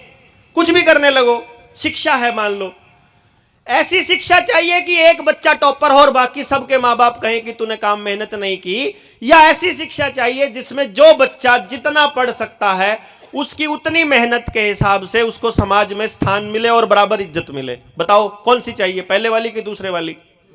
सबको दूसरे वाली चाहिए। गांव से पूछोगे तो गांव को क्या चाहिए, दूसरे वाली कि पहले वाली? सबको यही चाहिए, क्योंकि सबको ऐसा लगता है कि मेरा बच्चा निकम्मा है, सबको ऐसा लगता है कि मेरा बच्चा उतनी मेहनत नहीं कर रहा, और हर बच्चे को लगता है कि मैं अपने मां बाप की उम्मीदों पर खरा नहीं उतर रहा। तो अगर हम बैठकर ये प्लान करने लगे, मैं इसको पूरा गांव मान लूं, आज पूरा गांव इकट्ठा नहीं है लेकिन किसी दिन पूरा गांव इकट्ठा हो और उस दिन हम गांव वाले ये मिलकर बात करें कि बताओ एक दूसरे से आगे भागने वाला एजुकेशन सिस्टम चाहिए या हर बच्चे को रोजगार देने वाला सिस्टम चाहिए, तो पूरा गांव मिलकर कहेगा कि हमको हर बच्चे के रोजगार वाला चाहिए। ठीक है, अगर हर बच्चे के रोजगार वाला चाहिए तो वो जिम्मेदारी मेरी या जीतू की अकेले की है, या जिन साथियों ने काम किया उनकी है, या सारे गांव की है? बताओ। अगर सारे गांव की है तो सारे गांव को कुछ ना कुछ भूमिका अदा करनी पड़ेगी। बताओ। अगर पूरे गांव को मिलकर भूमिका अदा करनी पड़ेगी तो सामूहिक रूप से इकट्ठा होकर प्यार से काम करना पड़ेगा ही पड़ेगा। और प्रेम आया और परिवार सुधरा। हो गया। मजबूरी में हुआ कि नहीं हुआ? स्वस्थ रहना है तो आपको ये नियम पालन करने पड़ेंगे, प्रकृति के नियम। प्रकृति के नियम जैसे ही पालन करोगे, आप में से जो मुसलमान है आपको लगेगा अरे यार मेरे कुरान में यही लिखा हुआ है। जो हिंदू होगा वो कहेगा अरे मेरे पुराण में, मेरे वेद में यही तो लिखा हुआ है। कोई सिख होगा वो कहेगा गुरु ग्रंथ साहिब में यही तो लिखा है, बाबा नानक यही तो कहते हैं। और बाइबल वाला भी कहेगा कि यार यही तो है, यीशु की जो शिक्षा है वो भी यही कहते ही है, यही तो कहती है वो, कि नहीं? यही कह रही है ना? बताओ मुझे, है? इतना तो पढ़ा है, इतना तो सुना है, सबको प्रेम से रहना चाहिए, झूठ नहीं बोलना चाहिए, सामूहिक काम करने चाहिए, सबके बच्चे साजले होते हैं, सबकी बेटियां साजली होती हैं, सबका सम्मान करना चाहिए, सारी चीजें हैं, ये सब करना ही पड़ेगा अपने को। किसी को सिखाने की जरूरत नहीं पड़ेगी। हमारा समाज मजबूरी में बेहतर हो जाएगा। परंतु यदि हम सच्चे दिल से चाहेंगे, तो अगर हम ये चाहेंगे कि मेरा बच्चा बीमार हो गया, मुझे अपने बच्चे के लिए डॉक्टर चाहिए, अगर आपके बच्चे के लिए आपको डॉक्टर चाहिए तो आप अपने बच्चे के लिए डॉक्टर ले आओगे। लेकिन यदि आप दो बातों पे ध्यान दे लो कि मुझे वो व्यवस्था लेनी है, बनानी है जहां मेरा बच्चा दोबारा बीमार ना हो, और दूसरा मेरे गांव का कोई बच्चा बीमार ना हो, जैसे ही इस व्यवस्था पर काम करने लगोगे गांव को इकट्ठा होना ही पड़ेगा। मैंने निडर इंडिया वाले चैनल के ऊपर पूरी डिटेल में दी हुई है। जैसे मैंने गांव में चर्चा की कि भाई लोग इकट्ठे क्यों नहीं होते, वो कहने लगे जी जलते हैं एक दूसरे से। मैंने कहा क्यों जलते हैं? उन्होंने 42 कारण बताए एक दूसरे से जलने के। भाई मैं आपसे इसलिए जलता हूं क्योंकि मैं आपको देख के खुश नहीं हूं, क्योंकि मैं आपकी जितना तरक्की चाहता हूं, क्योंकि मैं पीछे रह गया हूं, क्योंकि मैं अनपढ़ हूं, क्योंकि मुझे समझ नहीं है, क्योंकि पीछे कभी हमारा झगड़ा हो गया था, खानदानी बैर है, क्योंकि राजनीतिक रूप से तुम दूसरी पार्टी के हो, मैं दूसरी पार्टी का हूं। ऐसे करके बहुत सारे कारण बताए उन्होंने, 42 कारण बताए। मैंने 42 के 42 कारणों पे प्रैक्टिकल चर्चा करनी, और वो पड़ी हुई है, मैंने वीडियो बनाई थी इसी बात के लिए। और उसमें जब मैंने एक एक बात के ऊपर डिटेल में चर्चा करी तो वो बोले यार ऐसा हो जाए तो गांव स्वर्ग ना हो जाएगा, तो फिर इसको रोक कौन रहा है ये बताओ ना भाई। भाई बात करने से कौन रोक रहा है पूरे गांव को? बताओ कौन रोक रहा है? कि राजनीति आ जाती है, चलो राजनीति वाले पे बात कर लेते हैं, फिर राजनीति के कारण देखे, फिर उस पर चर्चा करी, बोले यार ये भी ठीक है। फिर कौन सी चीज आड़े आ जाती है कि एकता नहीं है, क्यों नहीं है उसके कारण देखो और उसको दूर करके देखो। जलन है, एकता नहीं है, भाई आर्थिक असमानता है, उसका कारण देखो, खत्म करने का रास्ता देखो, बात करके देखते हैं, उसके ऊपर डिटेल में कर लेंगे आगे किसी गांव में। एक एक मुद्दे के ऊपर जब चर्चा करी तो हमको पता चला गांव का प्रत्येक व्यक्ति सुख में जीवन जीना चाहता है, लेकिन उसे पता ही नहीं है कि सुख में जीवन जिया जा सकता है। उसको जो अंधेरे में रख रहा है वो उसका मोबाइल है, वो उसका नेता है, वो उसका टीचर है, और वो उसको बता नहीं रहा है कि सही क्या है गलत क्या है। अब बताए तो बताने वाले के पास समय या समझ नहीं है, या फिर सुनने वाले के पास समय और समझ नहीं है। अब जिसके पास जितनी समझ है उस हिसाब से चलना पड़ेगा। जितने लोग यहाँ बैठे हैं, क्या सबके पास बराबर समझ है? नहीं है। किसी के पास ज़्यादा होगी, किसी के पास कम। क्या कम समझ वाले की बात ज़्यादा समझ वाला सुन लेगा? उसका थोड़ी देर में पता चल जाएगा, यार इसको तो पता ही कुछ नहीं है, तो ये वाले बातें बोल रहा है जो मैं आज से 10 साल पहले बोलता था। फिर हमें क्या होगा, जब हम बात करने लगेंगे तो हमें एक दूसरे की समझ का स्तर पता चलेगा, और हमें यह मालूम पड़ेगा कि मुझे इससे सीखना है, मुझे इससे सीखना है, इसको इससे सीखना है। और इस तरीके से पूरे गांव में जिस स्तर पर लोग बैठे हैं, कोई बिल्कुल समझ के निचले स्तर पर बैठा है, कोई थोड़ा बीच में है, कोई समझ के इस लेवल पर बैठा है, कुछ लोग समाधान का ही इंतजार कर रहे हैं, जिनको प्रॉब्लम तो समझ में आ गई है लेकिन समाधान का नहीं पता है। ऐसे करके जब गांव में चर्चा करने लगेंगे तो आपके लेवल के लोग मिलते जाएंगे, तो वहां से संगठन बनना चालू होगा। पर हमने ऐसा काम अभी तक करना शुरू नहीं किया है, इसीलिए क्रांति घटित नहीं हो रही है। अभी आप क्या कर रहे हो कि देवेंद्र बल्हारा आगे बढ़ो, हम तुम्हारे साथ हैं, और इससे मैं तो बिल्कुल नहीं करूँगा, क्योंकि अपन ठेकेदार नहीं है। ठेकेदार वो बैठा है, अपन मजदूर आदमी है, अपना काम कर रहे हैं। आप सारे लोग मजदूर आदमी हो, उस परमात्मा का काम करना है। उसको काम करने में मेरा रोल जो है वो मैं अदा करूँगा, और आपका रोल आपको अदा करना पड़ेगा। मेरे गांव के लिए मैं करूँगा और आपके गांव के लिए आप करोगे, सब अपने अपने गांव के लिए करेंगे। जिसके पास समय ज़्यादा हो जाएगा, समझ ज़्यादा हो जाएगी, वो अपनी समझ और समय को बांटता हुआ चलेगा दूर दूर तक। इसीलिए मेरे जैसे व्यक्ति जो है राजस्थान में आके भी बात कर रहा है, कोई दिक्कत नहीं है, लेकिन भी रोज़ रोज़ नहीं आया जाएगा, रोज़ रोज़ नहीं किया जाएगा। तो आपको क्या करना होगा, यहाँ से इस समझ को अगले स्टेप पर लेकर के जाना पड़ेगा, और अगले स्टेप पर लेकर जाने के लिए यहाँ जितने लोग नए जुड़ेंगे इनसे बात करनी पड़ेगी कि बोलो आप साथ हो कि नहीं हो। और कुछ भी नहीं है, कम से कम इतना संगठन बना लो कि जब किसी नई बात के बारे में जिक्र चल रहा हो तो सोशल मीडिया पर तो एक दूसरे की बात शेयर कर दिया करो। क्यों? इतना तो कर ही सकते हैं ना अपन, कि सोशल मीडिया पर बात शेयर कर दो कि यहाँ प्रोग्राम है भाई, इस प्रोग्राम को ज़्यादा लोगों तक पहुँचाओ, फ़ोन करो, बताओ। हालांकि आज के टाइम पे इस रील वाले कल्चर ने एक बहुत बड़ा नुकसान कर दिया है कि हमको मालूम है कि 10 तारीख को फलाने के बेटी की शादी है, दिमाग में याद है, लेकिन ये भूल गए हैं कि 10 तारीख कल थी। बनी किसी के साथ आप में से? पता थे जाना है, लेकिन तारीख ही निकल गई है, बाद में पता चला कि तारीख निकल गई। ये रील कल्चर का नुकसान है। इसमें हम भूल ही जाते हैं, सबको हाँ कह देते हैं, हाँ ठीक है ठीक है ठीक है डन पक्का, और फोन रखते ही फिर भूल जाते हैं। ये मैक्सिमम लोगों के साथ हो रहा है। तो इसलिए आपको एक काम करना पड़ेगा, यदि आप जनता सरकार मोर्चा के सचमुच सहभागी, सहयोगी, साथी, यात्री, सहयात्री और क्रांतिकारी भीतर में पड़ा है आपके, तो आपको एक कॉपी पेन अपने साथ रखना पड़ेगा हमेशा। मुख्य मुख्य बिंदु लिखने पड़ेंगे उसके ऊपर। ये बात आपको लगता है कि यार वीडियो में बल्हारा जी रिकॉर्ड कर रहे हैं, फिर दोबारा से सुन लेंगे। दोबारा सुनने का टाइम किसी के पास नहीं होता, तब तक तो नहीं आ लेंगे 10-20 और है। ये तो नए लोगों के लिए है। ये जो वीडियो बनकर हम YouTube पे डालते हैं, ये हम सिर्फ आपके लिए नहीं डालते, वरना अगर वीडियो से काम चलता तो ये सारी बातें घर पर बैठ के ना बोल देते हम लोग। आप वीडियो से नहीं कुछ भी कर। वीडियो का काम केवल इतना है कि देश समाज को हम ये बता सकें कि कुछ ऐसे लोग हैं जो ये काम कर रहे हैं, और जो इस देश में ऐसी सोच के लोग हों वो और आ जाओ आगे। इसलिए आप सबको भी अपनी अपनी वीडियोस बनानी पड़ेंगी, अपने अपने YouTube चैनल खोलने पड़ेंगे, अपने अपने लाइव चलना पड़ेगा। थोड़े दिनों के बाद ये बैन होने वाला है। जब तक ये बैन हो तब तक दूसरे लोगों तक पहुंचने के लिए जितना इस्तेमाल हो सके कर लो फटाफट, फिर तो ये बैन होना ही है। हो सकता है ये काम, हो सकता है ना। 23 मार्च के लिए किस किस ने तैयारी कर रखी है? 23 मार्च के लिए आप लोगों ने तैयारी कर रखी है ना?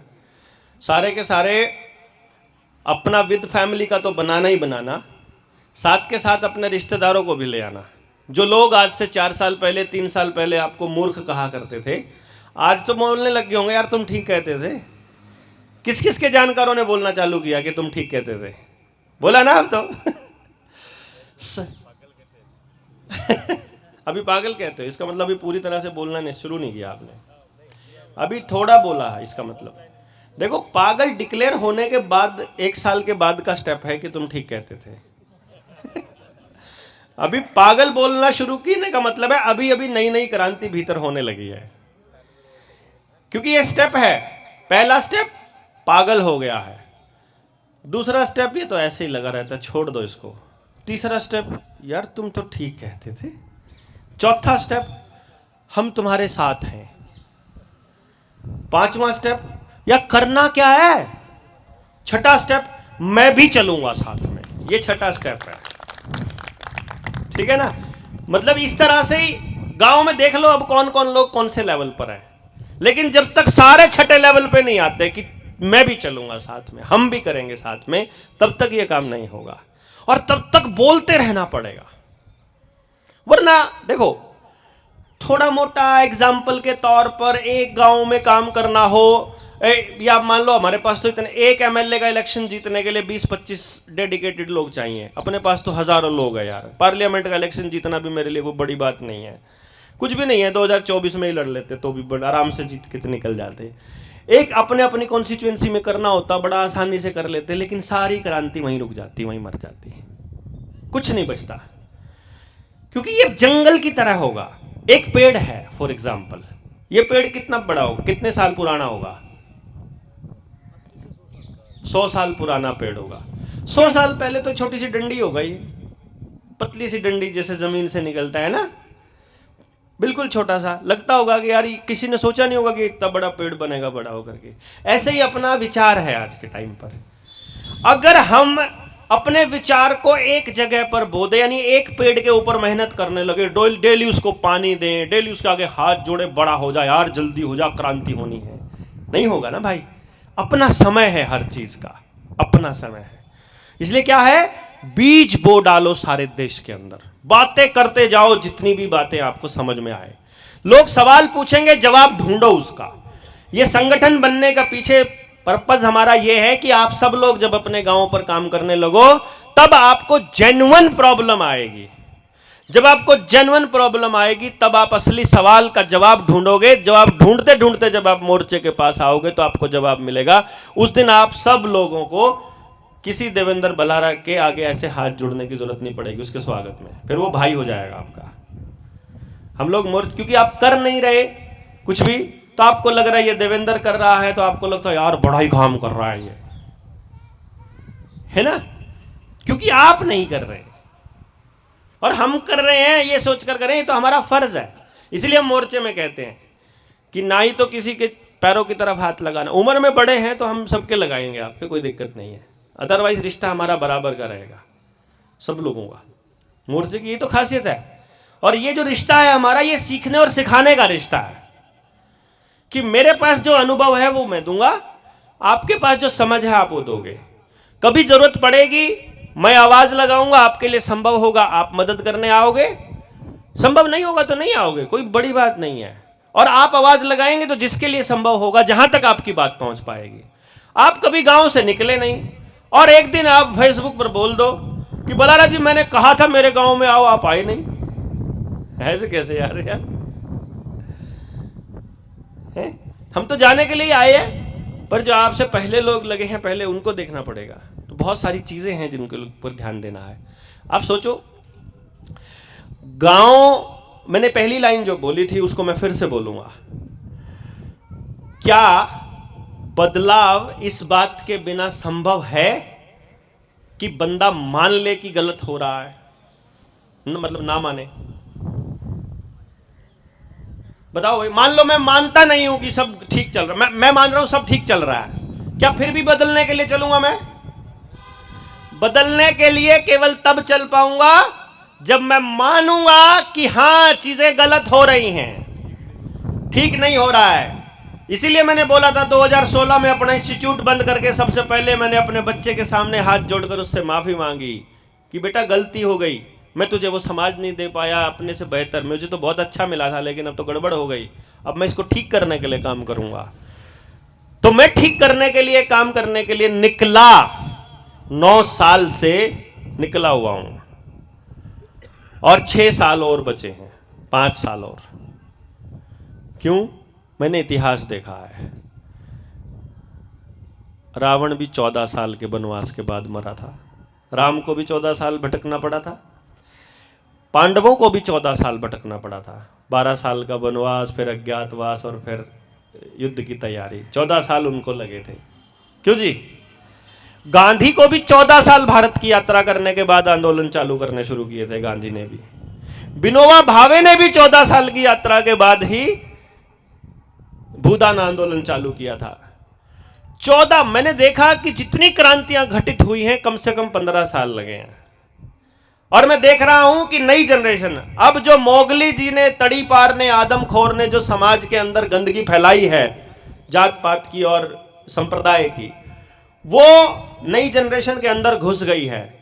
प्यार प्रेम की और समाज को बदलने वाली जनरेशन तैयार करने में भी 15 साल लगेंगे।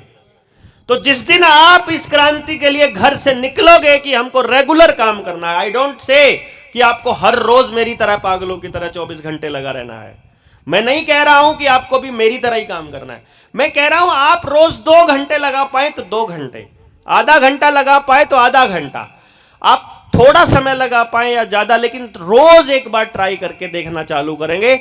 जिस दिन आप ये संकल्प लेंगे कि मुझे डेली कुछ ना कुछ करना है, उसके 14 साल बाद बदलाव एकदम स्पष्ट दिखाई देगा, रावण मरा हुआ दिखाई देगा। लेकिन आप सोचो कि ऐसे घोषणा कर दें और हो जाएगा, जनता सरकार मोर्चा कर देगा, नहीं होगा भाई। मिनिमम 14 ईयर बदलाव दिखने लगेगा, हो तो रहा है। पहले जिन यात्राओं के लिए आप देख लो, किसी संगठन के पास चले जाओ, बड़ी बड़ी रैलियां देखी होंगी बड़े बड़े नेताओं की, कोई नहीं सुनता है 15 मिनट से ऊपर किसी नेता को, पक गए हैं सब सुन सुन के।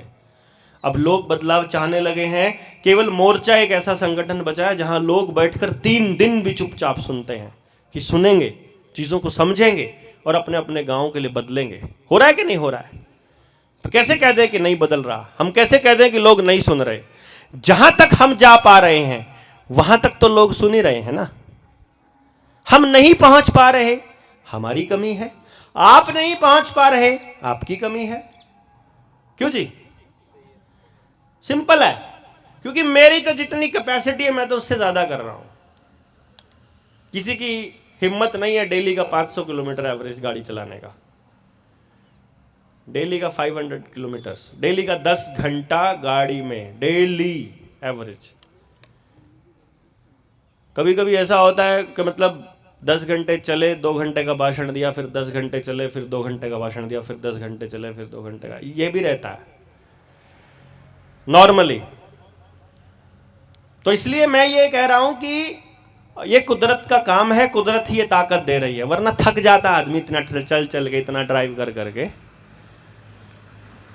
मैंने देखा था, करीब करीब कैलकुलेशन किया था, जब हम सोसाइटी के काम करने के लिए मैं निकला था तो मैंने अपनी जो टोटल गाड़ियां जो चलाई हैं अभी तक, तो करीब करीब मैं 21-22 चक्कर धरती के लगा चुका हूं। मतलब अगर किलोमीटरों में देखा जाए, सिर्फ इसी सोसाइटी वाले काम के पर्पज़ की बात कर रहा हूं। तो मैंने सोचा कि ये जो कैपेसिटी है, शरीर खराब नहीं हुआ अब तक, अगर बचा हुआ है और हिम्मत है बची हुई कि कर सकते हैं, तो मतलब कुदरत चाहती है कि ये करें हम। फिर आपको क्या लगता है, आप जब अपना सोसाइटी का काम करने लगोगे ना, तो आपको लगेगा कि यार मेरे घर का माहौल नहीं है। लेकिन यकीन मानिए, मैं अपने मोर्चे के सैकड़ों साथियों के घर का प्रैक्टिकल फर्स्ट हैंड एक्सपीरियंस आपसे शेयर कर रहा हूं। जिस दिन आप समाज के इस काम के लिए चलने लगोगे, आपके घर का माहौल अपने आप पॉजिटिव होने लगेगा। यहां कोई बैठा है जिसका पहले माहौल नहीं था लेकिन शुरू करते के बाद ठीक होने लगा माहौल? हाथ खड़ा करो। 1 2, ये बैठे 3 4 5 6, देखो इतने सारे लोग, एक्सपीरियंस आपके सामने बैठा है कि पहले लगता था कैसे करेंगे नहीं मालूम है, घर में ये नहीं होता है, अभी घर में पत्नी इस तरह से बात करती है, बच्चे छोटे हैं, माँ बाप निकलने नहीं देते, 100 बात। लेकिन काम करना शुरू करोगे, एक बार झटका तो लगेगा, एक बार थोड़ा जोर लगेगा, लेकिन मन में अगर पूरी इच्छा है तो यकीनन बदलाव तो आएगा।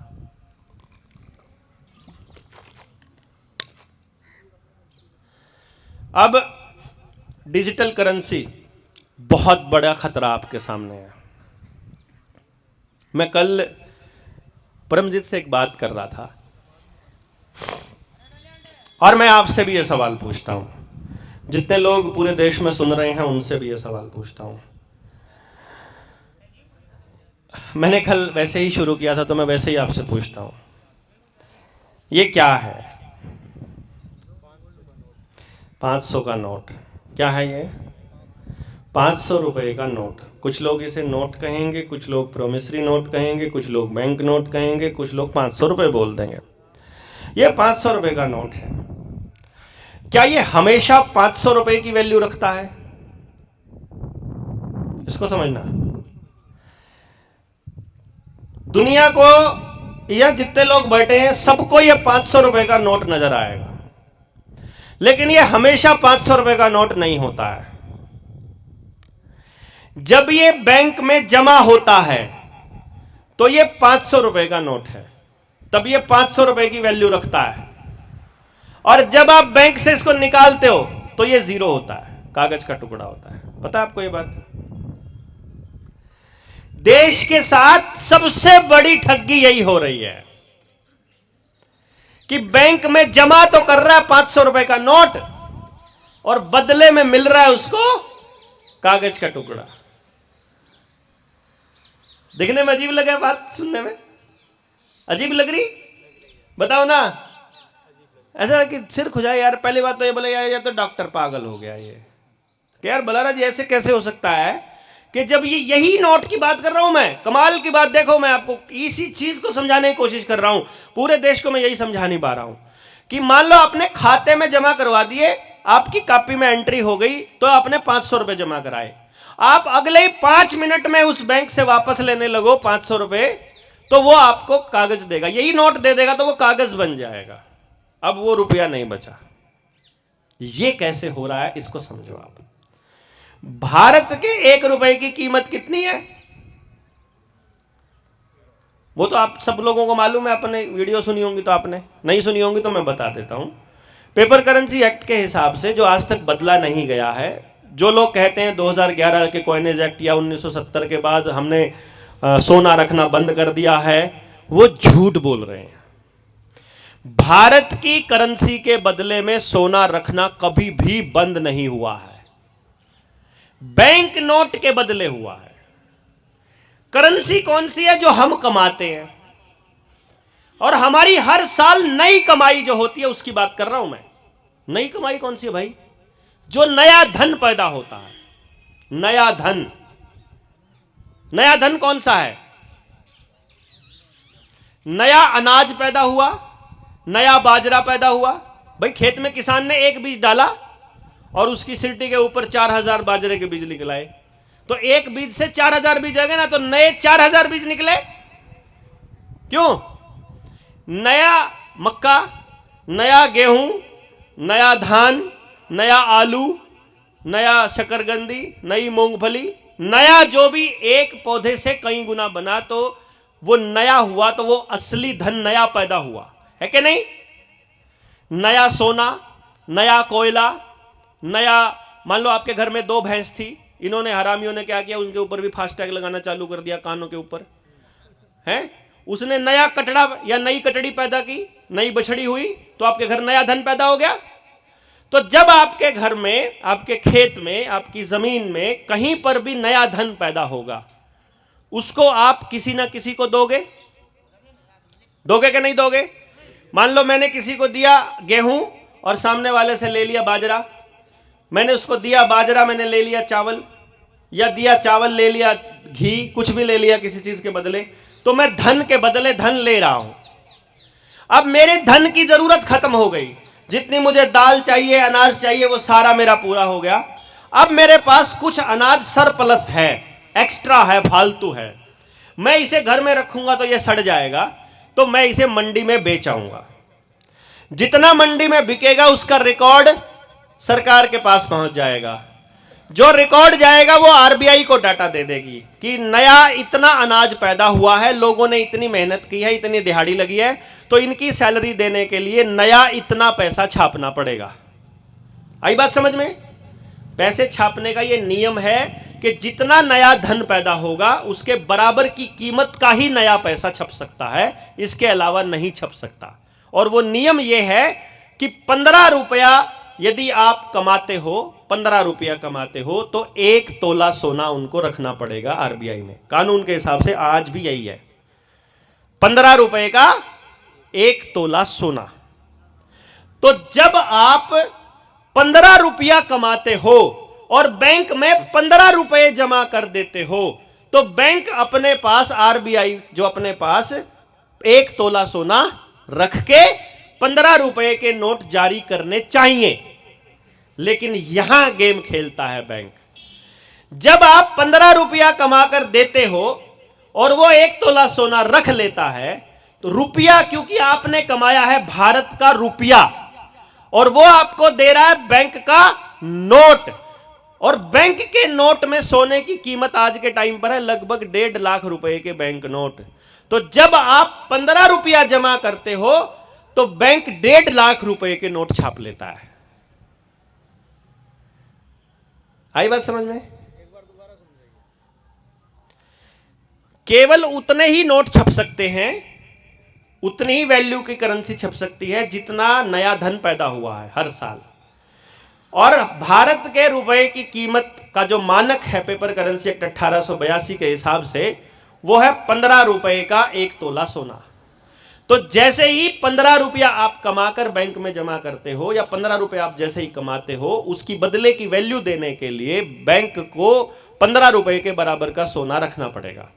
क्योंकि सरकार के पास भी उस 15 रुपए की कमाई को रखने का कोई साधन नहीं है। अनाज तो रखेगी नहीं सरकार, आरबीआई में, उसमें एफसीआई में रखेगी जितना रखेगी, बाकी का बचा हुआ बाहर भेज देगी, बाकी के बचे हुए को शराब फैक्ट्री को दे देगी, बाकी बचे हुए को कहीं ना कहीं दे देगी, मतलब कहीं ना कहीं लगाएगी, उसको ठिकाने लगा देगी। क्योंकि अनाज के अंदर ऊर्जा स्टोरेज है, और जो धन है, जो रुपया है, उसके अंदर भी परचेजिंग पावर है, ऊर्जा है उसके अंदर भी। उसके बराबर की ऊर्जा होगी तभी तो बात बनेगी। 1 किलो गेहूं के बदले 1 किलो पनीर लेके दिखाओ, नहीं मिलेगा ना। 1 किलो गेहूं में जितनी ऊर्जा है उतनी ही ऊर्जा अगर 250 ग्राम पनीर में है, समझ गए, या 150 ग्राम पनीर में है, तो 1 किलो गेहूं के बदले 150 ग्राम पनीर मिलेगा। क्योंकि ऊर्जा के बराबर ही ऊर्जा मिलती है हमेशा। ऐसा कभी नहीं होता है कि 1 किलो के बदले 1 किलो सामान मिल जाएगा। कोई आध शेर, कोई 1.5 शेर, कोई डबल, कोई आधा, ऐसा मिलता होता है। जितनी ऊर्जा होती है, ऊर्जा का खेल है सारा का सारा। तो जितनी ऊर्जा हमने बैंक में जमा की है, बैंक उतनी ऊर्जा स्टोरेज के रूप में, सोने के रूप में रख लेगा, और उसका प्रतिनिधित्व करने वाला लीगल टेंडर रूप मानक जो है छाप के आपको दे देगा। आप गेहूं तो लेके घूमते हो कि नहीं, झोला लेके कि भाई लो 1 किलो अनाज दे दो, ये दे दो, ये दे दो, तो आप क्या करोगे, उसके बदले का वो नोट लेके जेब में घूमोगे, और जहां भी देना होगा वो नोट दे दोगे बेसिकली। समझ गए? सिर्फ भंडारण की दिक्कत की वजह से और जगह जगह लेके जाने की दिक्कत की वजह से सोने और अनाज के, या अब भैंस तो लेके जाओगे नहीं हर बार के लिए, भैंस की पूंछ काट ले और मेरे को 1 किलो अनाज दे दे, ऐसे तो नहीं होगा, है ना भाई। भैंस की कीमत 1 लाख रुपया, तो 1 लाख के बराबर तो देना होगा, तो भैंस दे देंगे। तो अब क्या होगा, वो नोट छाप के आपको देगा, उसके अंदर परचेजिंग पावर है। अब उसको कितना नोट छापना चाहिए था, खाली 15 रुपए का नोट छापना चाहिए था। अब रुपए की जो कीमत है वो 1 तोला सोना 15 रुपए के बराबर है। लेकिन हमारे को ऐसे दिमाग में कि भाई हमारे पास ये फिस्कल डेफिसिट आ गया, हमारे आर्थिक नीति आ गई, फॉरेन रिजर्व कितना रखना पड़ता है, इसका फलाना रेशो बैंक का कितना है, कितना डिपॉजिट है, कितना कर्जा है, नए मतलब इंटरेस्ट रेट जो बन गए हैं, और हमको फिएट करेंसी लॉन्च करनी पड़ती है, और हमको करेंसी फ्लॉट करनी पड़ती है, देश की अर्थव्यवस्था को चलाना पड़ता है। ऐसा करके वो बैंक नोट छापने की अपनी सफाई देते हैं कि हम ज़्यादा छाप लेते हैं इससे। तो रियलिटी में जब आप 15 रुपए का सामान देते हो तो 15 रुपए का सोना रिजर्व बैंक रख लेता है, यानी 1 तोला सोना, और 15 रुपए के नोट उसे छापने चाहिए। यहां पर सोने का रेट इंटरनेशनल मार्केट में वो 1.5 लाख रुपया बता रहा है, जो कि फर्जी है टोटल, लेकिन हम उसको मान रहे हैं 1.5 लाख रुपया 1 तोले का। तो अब जैसे ही आप लोग एक 15 रुपया जमा करते हो, बैंक 1.5 लाख रुपया का बैंक नोट छाप लेगा, समझे ना? 1 तोले के बराबर के बैंक नोट छाप लिए। अब उसमें से असली नोट कितने हैं? 15 रुपए। बाकी का जो 1,99,000 और कितना 1,49,985 रुपया है, वो फर्जी है। उसके पीछे कोई सोना नहीं है, उसके पीछे कोई ऊर्जा नहीं है, वो कागज का टुकड़ा है। तो जो आपने जमा किया था वो कहां जमा है? रिजर्व बैंक के पास। जो रिजर्व बैंक के पास जमा सोना है वो लेके जाएगा रॉथस्चाइल्ड, बैंक ऑफ इंग्लैंड में, वो आपका नहीं है, वो रिजर्व बैंक का है। तो आपको क्या मिल रहा है? बैंक नोट, जिसके पीछे कोई सोना नहीं है, यानी जिसके पीछे कोई ऊर्जा नहीं है। यानी आप जमा कर रहे हो अपनी मेहनत और मिल रहा है कागज का टुकड़ा। समझ आई अब? यानी हर व्यक्ति जब भी बैंक में पैसा जमा करके वापस निकालता है, वो अपनी सारी पूंजी वहां दे रहा है असल में। यानी बैंकिंग सिस्टम मानव इतिहास की ऊर्जा का हरण करने का सबसे बड़ा फ्रॉड है। इसको समझा रहा हूं मैं आपको। तो जो आपको लोन में दिया गया है, वो भी, उसके पीछे भी जो पैसा है वो है ही नहीं है। लोन में सिर्फ डिजिट दिए गए हैं और आप कर्जदार बना लिए गए, लेकिन आप जमा मेहनत कर रहे हो वहां। आप अपने आप नहीं छाप सकते, आपको कमाना पड़ता है। इसको समझना है। आप कमा कर रख रहे हो और वो अपने धन में से नहीं दे रहा, वो हवा में डिजिट बना के आपको दे रहा है। समझ आ रही कि नहीं आ रही? मैं थोड़ा ऐसा टकरार लग रहा है। जिनको नहीं आ रही, बुद्धि एक लेवल से नीचे रहेगी, उनको समझने में समय लगेगा। चिंता बिल्कुल नहीं करने का, आ जाएगी। ऐसे मगजमारी कर रहा है, ऐसे कैसे हो सकता है यार? समझते हैं, थोड़ा दिमाग लगाना, मतलब मेरी बात को मानना नहीं है, समझना कि कैसे कह रहा है कि यही 500 का नोट जा रहा है तो 500 रुपया आ रहा है तो खाली कागज। हाँ, सुनार वाली कहानी सुनाएंगे, थोड़ा समझ में आएगा। ये कुछ नहीं होता है। Inflation is a total fraud. जो supply, demand and supply, inflation, सब फ्रॉड है।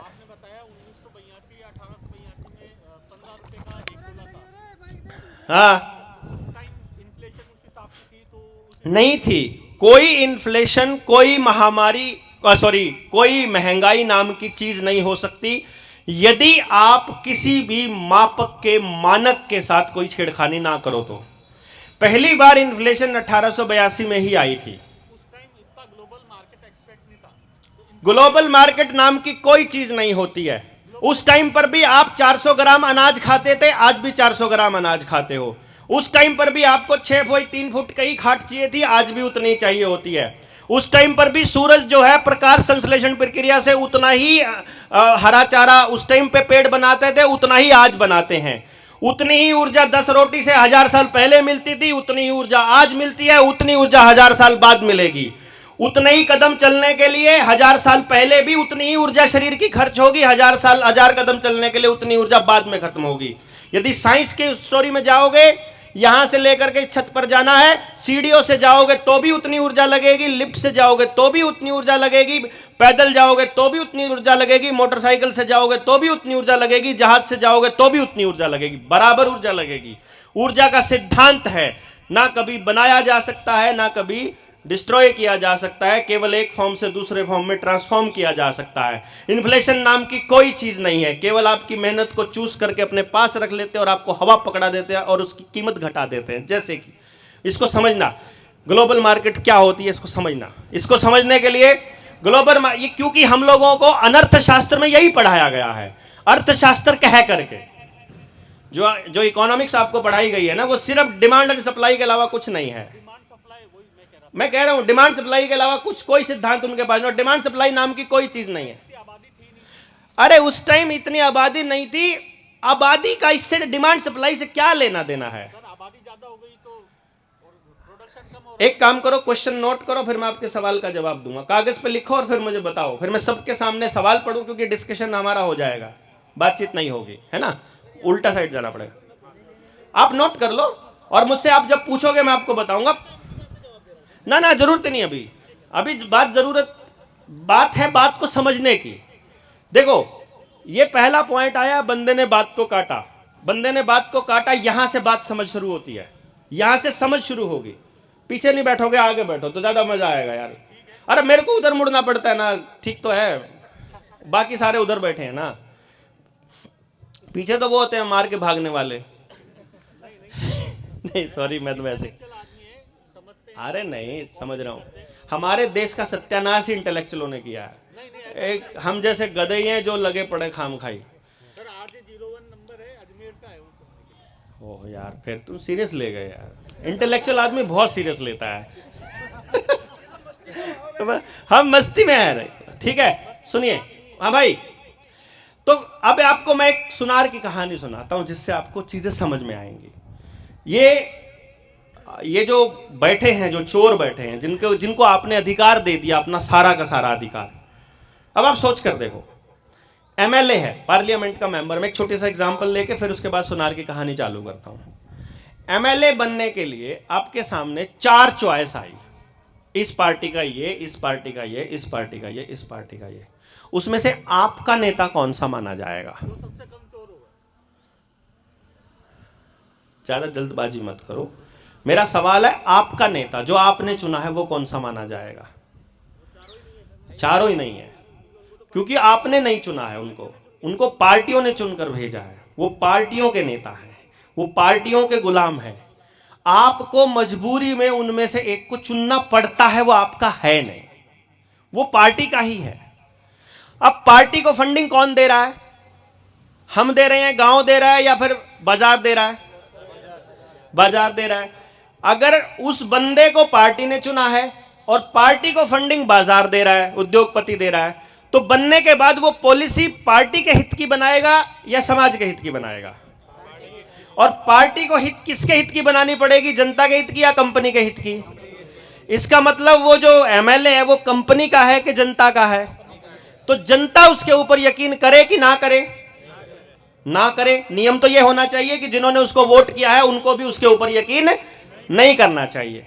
दूसरी बात, मेरी विधानसभा असंध है करनाल में, मैं अपनी विधानसभा से एग्जांपल दे रहा हूं। 100 लोग अगर वोटर, लगभग 2 से 2.5 लाख वोटर हैं मेरे विधानसभा में। 2-2.5 लाख में बहुमत किसको माना जाता है? जहां 1 लाख से ज्यादा वोट खड़े होंगे उन्हीं को तो बहुमत माना जाएगा। बताइए गलत है कि सही है? ये मैं आपको ये इसलिए बता रहा हूं क्योंकि ये मुझे इसलिए शुरू करना पड़ा, क्योंकि जैसे आपके दिमाग में महंगाई और इन्फ्लेशन नाम का कीड़ा डाल दिया गया, वैसे ही आपके दिमाग में सरकार नाम की चीज डाल दी गई, और वैसे ही बहुमत नाम की चीज डाल दी गई, और वैसे ही हमारी चुनी हुई सरकार, और वैसे ही डेमोक्रेसी नाम का शब्द डाल दिया गया, और हमको वो सही लगने लगा। इसलिए मैं ये बात शुरू कर रहा हूं। तो अब हमारा पहली बात, वो जो MLA है, वो जो सांसद है, वो हमारा नहीं है, वो पार्टी का है। पार्टी बाजार की है, वो बाजार का है, यानी बाजारू है, यानी कि तवायफ है। जब मुजरा करने को बोलेंगे अडानी साहब, उस टाइम पे एप्स्टीन के सामने किया तो था मोगली ने भी, है कि नहीं? बोला ट्रंप को खुश करने के लिए मुजरा करने जाता था वो आइलैंड पे। ठीक बात। चलिए, अब मेरी विधानसभा में लगभग 2-2.25 लाख वोटर है। उसमें से करीब करीब जब चुनाव होता है तो 40% आदमी वोट ही नहीं करता है। वो कह रहा है हमें किसी पे भरोसा नहीं है, हमें कोई तंत्र पे ही भरोसा। इतना ही होता है ना, 60% वोटिंग होती है, क्यों जी? इतना ही होता है। अब जो 60% वोटिंग हुई, यानी कि 2 लाख का 60% बना, लगभग 1,60,000 के करीब इतने लोगों ने वोट किया। उसमें से भी 6 पार्टियों में वोट बट गई। और मेरी विधानसभा में भारत के इतिहास में पहली बार ऐसा हुआ, एक बार की बात बता रहा हूं मैं, नॉट एवरी टाइम, एक बार ऐसा हुआ था कि चुनने वाला जो एमएलए था उसकी जमानत जब्त थी और वो एमएलए था। यानी वो इतने बराबर बराबर वोट बट गए कि जमानत जब्त के लिए मिनिमम 10% वोट चाहिए होती हैं, 10 के 15%, 15% भी वोट उसको नहीं मिले और वो प्रतिनिधि बना। ढूंढ लेना असंध विधानसभा जमानत जब्त वाला एमएलए, ठीक है, सर्च कर लेना, आपको पता चलेगा यार ये क्या हुआ। अब आप सोच कर देखो, 32,000 वोट अगर किसी एमएलए को मिल गई 2 लाख में से, क्या वो बहुमत को रिप्रेजेंट कर रहा है? नहीं कर रहा है ना। अब 32,000 वोट 2 लाख का कितने परसेंट है? 16%। 16% लोगों ने किसी एक कंपनी के गुलाम को चुना और वो 16% गधों का चुना हुआ गुलाम बाकी के 84% के लिए कानून बना रहा है। नहीं, और उसमें भी कानून बनाने में कोई भागीदारी नहीं निभा रहा है। गलत कह रहा हूं कि सही कह रहा हूं जी? भाई फिर कर लियो, इसके साथ ही आया, फिर इसके साथ ही समझ रहे ना बात आप। 16% लोगों ने जिस एमएलए को चुना वो 84% लोगों के लिए कानून बना रहा है। ये बहुमत का मुशायरा नहीं है, ये लोकतंत्र का मुशायरा नहीं है। चलो मान लेते हैं हमारे सिलेक्शन प्रोसीजर में कोई एरर है, समय आएगा वो ठीक हो जाएगा, पर कानून बनाने से पहले अब वो क्योंकि 16% का चुना हुआ बेशक है, वो व्यक्ति है तो पूरी विधानसभा का रिप्रेजेंटेटिव 2 लाख लोगों का, तो नया कानून बनने से पहले उन 2 लाख वोटरों से पूछना उसकी जिम्मेदारी है कि नहीं? क्या आपके जीवन काल में कोई कानून बनने से पहले किसी से भी उसके नुमाइंदे ने पूछा कभी कि हम ये कानून बनाने का सोच रहे हैं, आपकी क्या राय है? नहीं सोचा? नहीं सोचा ना। इसका मतलब है कि जो वहां चल रहा है अर्थशास्त्र के नाम पर, वहां पर भी आपके नाम पर कभी आपसे पूछा नहीं गया, कभी आपको बताया नहीं गया, बल्कि यहां तक कि आपको हमेशा अधूरी और गलत जानकारियां ही दी गई। ये मैं अभी तक की बातचीत से निकाल के आता हूं। अब हम सुनार की बात सुनाते हैं। हर गांव में एक सुनार हुआ करता था, अगर आपको याद हो तो बोलो जी। याद है किसी को? मेरे गांव में भी था।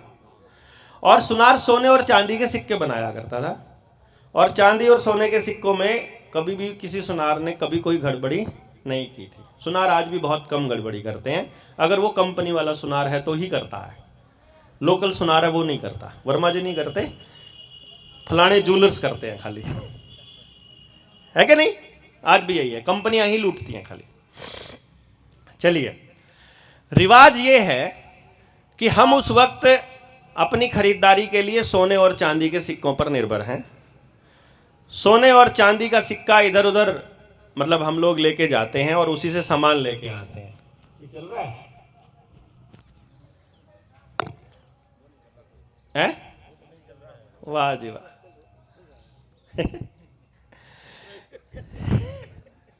कि सोने और चांदी के सिक्के ही हम लोग एक दूसरे के साथ ट्रेडिंग में इस्तेमाल करते हैं। मान लेते हैं कि हम यहाँ बगरू में बैठे हैं, आपको चंडीगढ़ से कोई सामान लेके आना है, यहाँ से सोना चांदी लेकर आए, सामान ले गए, जो जितने का सामान आया बाकी का सोना चांदी वापस ले आए। यहाँ एक सुनार बैठा था, उसने बोला कि जीतू भाई तुम चंडीगढ़ जाते हो यार, इतना सोना लेके जाते हो, रास्ते में कोई लूट लेगा तो गड़बड़ हो जाएगी, तुम एक काम करो ना, तुम पर्ची ले जाओ मेरे से, मेरा भाई बैठा है वहाँ चंडीगढ़ में बल्हारा, और उससे जा करके वहाँ ये पर्ची दे देना, वो तुमको सोना दे देगा। जीतू ने यहाँ के सुनार को सोना दिया। यहाँ के सुनार ने, सोने का रेट क्या है?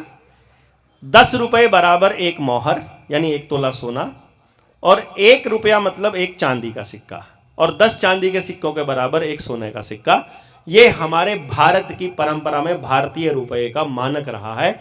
10 रुपया बराबर 10 तोला सोना बराबर 10 चांदी का सिक्का बराबर 1 सोने का, और 1 सोने का सिक्का 1 रुपया, 1 मोहर 1 रुपया। सॉरी 10 रुपया, क्योंकि चांदी और सोने की कीमत में अनुपात 10:1 का ही रहा है। समझ गए ना? लेकिन चांदी कभी भी रुपए का मानक नहीं रहा, मानक केवल सोना रहा। तो 10 चांदी के सिक्के, एक सोने का सिक्का बराबर, और सोने के सिक्के में जो सोना है वो 11.664 ग्राम है, यानी 1 तोला। ठीक है, यानी 1 तोला सोना बराबर 10 रुपया। ये भारत के रुपए का मानक रहा है शुरू से, 1882 के पेपर करेंसी एक्ट से पहले। ये पहले का, मैं अभी इसी के एग्जाम्पल से लेके बताऊंगा, और फिर 1882 का पेपर करेंसी एक्ट कैसे पूरे देश को लूट गया इन्फ्लेशन के नाम पर, इसका खेल समझाएंगे फिर आपको, और वैसे ही कैसे लूटा जाता है इसको भी समझाएंगे। अब महंगाई का पूरा खेल समझ में आएगा आपको, और अगर ये समझ में आ गया तो इससे बचने का रास्ता गांव मिलकर निकाल सकता है। आप लोग यहां बैठकर नियम कानून बनाकर नहीं निकाल सकते, कोई संसद नहीं निकाल सकती, कोई विधानसभा नहीं निकाल सकती, कोई एमएलए एमपी नहीं कर सकता। गांव इसको समझ जाएगा तो बात है। अब बात हुई क्या कि यहां से जीतू ने सोना दिया, पर्ची ली, पर्ची लेके वहां देवेंद्र के पास आ गया चंडीगढ़, देवेंद्र ने उसको सोना दिया पर्ची के बदले में, छोटा मोटा कट ले लिया अपना परसेंटेज, और उसने सोने से खरीदारी करी। अब बाकी कुछ सोना बच गया, वो फिर वापस देवेंद्र को सोना देके चंडीगढ़ में पर्ची ले ली, वापस आके पर्ची दी और वापस सोना ले लिया। अब इसमें 4 प्रोसेस आई, यहां से सोना लिया, सोना दिया, पर्ची ली, वहां से पर्ची दी, सोना लिया, सामान खरीदा, फिर पर्ची ली, फिर आया, फिर पर्ची दी, फिर लिया। काफी सारा होच-मोच हो गया। यह प्रोसेस 6-7 बार हो गई। एक बार वो पर्ची थी हाथ में और वहां पर सामान खरीदना था एयरपोर्ट पे या बंदरगाह पे या बस स्टैंड पर ही, और पर्ची ही थी, सोना नहीं था। लेकिन साथ में ये सारे लोग थे, इनको भी मालूम था कि ये पर्ची जो है ये इसके बदले में सोना मिलता है। तो आपको भी मालूम है मान लो, तो आप क्या कहोगे कि यार मैं जाके आता हूं वहां देवेंद्र के पास से, इसको सोने में बदल के फिर आपको देता हूं। बोलेगा सोने में बदलने की जरूरत नहीं है, तुम मेरे को दे दो, मैं ले लूंगा जाके सोना। भाई वो पर्ची कोई भी देगा, क्योंकि उस पर्ची पर लिखा हुआ है मैं धारक को 10 रुपए अदा करने का वचन देता हूं। 10 रुपए मतलब 10 तोले, 10 रुपए मतलब 1 तोला सोना। समझ आ गई ना? या 10 चांदी के सिक्के। तो ये पता है। क्लियर हो गया? अब वो पर्ची चल गई। अब की बार जब मुझे समझ में, इसको जीतू को समझ में आया कि यार ये तो बढ़िया काम है, बिना सोने चांदी में बदले भी काम चल जाता है, तो उसने अब की बार यहां वाले सुनार को बोला कि दादा अब की बार ना छोटे वाली पर्चियां दे दो कुछ। अब तो यहां पहले तो लिखता था इतना सोना, बस खाली एक ही पर्ची। उसने कई पर्ची ले ली छोटी छोटी, और वहां गया चंडीगढ़ में, वो पर्ची ही दुकानदार को दे आया, क्योंकि दुकानदार को यह मालूम था कि अगर पर्ची उसकी है तो उसके बदले में सोना रखा है, क्योंकि सोना रख के ही वो पर्ची मिलती है। समझ आ रही है? और ये आप में से किस किस ने सुना है आपके बाप दादाओं से कि जितना सोना सरकार के पास रखा है उतना ही नोट छाप सकता है? हाथ खड़ा करके बताओ। सुना है ना आप लोगों ने? यानी कि वो पर्ची छपती ही तब है जब सोना रखा होता है। ये बातें उस टाइम पर सबको, दुकानदारों को पता लगने लग गई, और लेन देन में सोने की बजाय पर्चियां ही चलने लग गई। पर्ची के ऊपर अगर सुनार की मोहर है, आरबीआई की मोहर है, तो दुकानदार सोच रहा है कि इसके बदले का सोना रखा है, मैं जब चाहे ले लूंगा। तो वो पर्ची उस सोने का लीगल टेंडर बन गई। एक सर 1882 बता रहे हैं आप, हाँ। तो इसके अंदर कम्युनिकेशन गैप होता था, तो भाई अगला आदमी वहां चाचा लिख ले यार, मतलब गोभी खोदनी जरूरी है प्रोग्राम की। लेट आया एक तो, कहानी सुनी नहीं पुरानी कभी।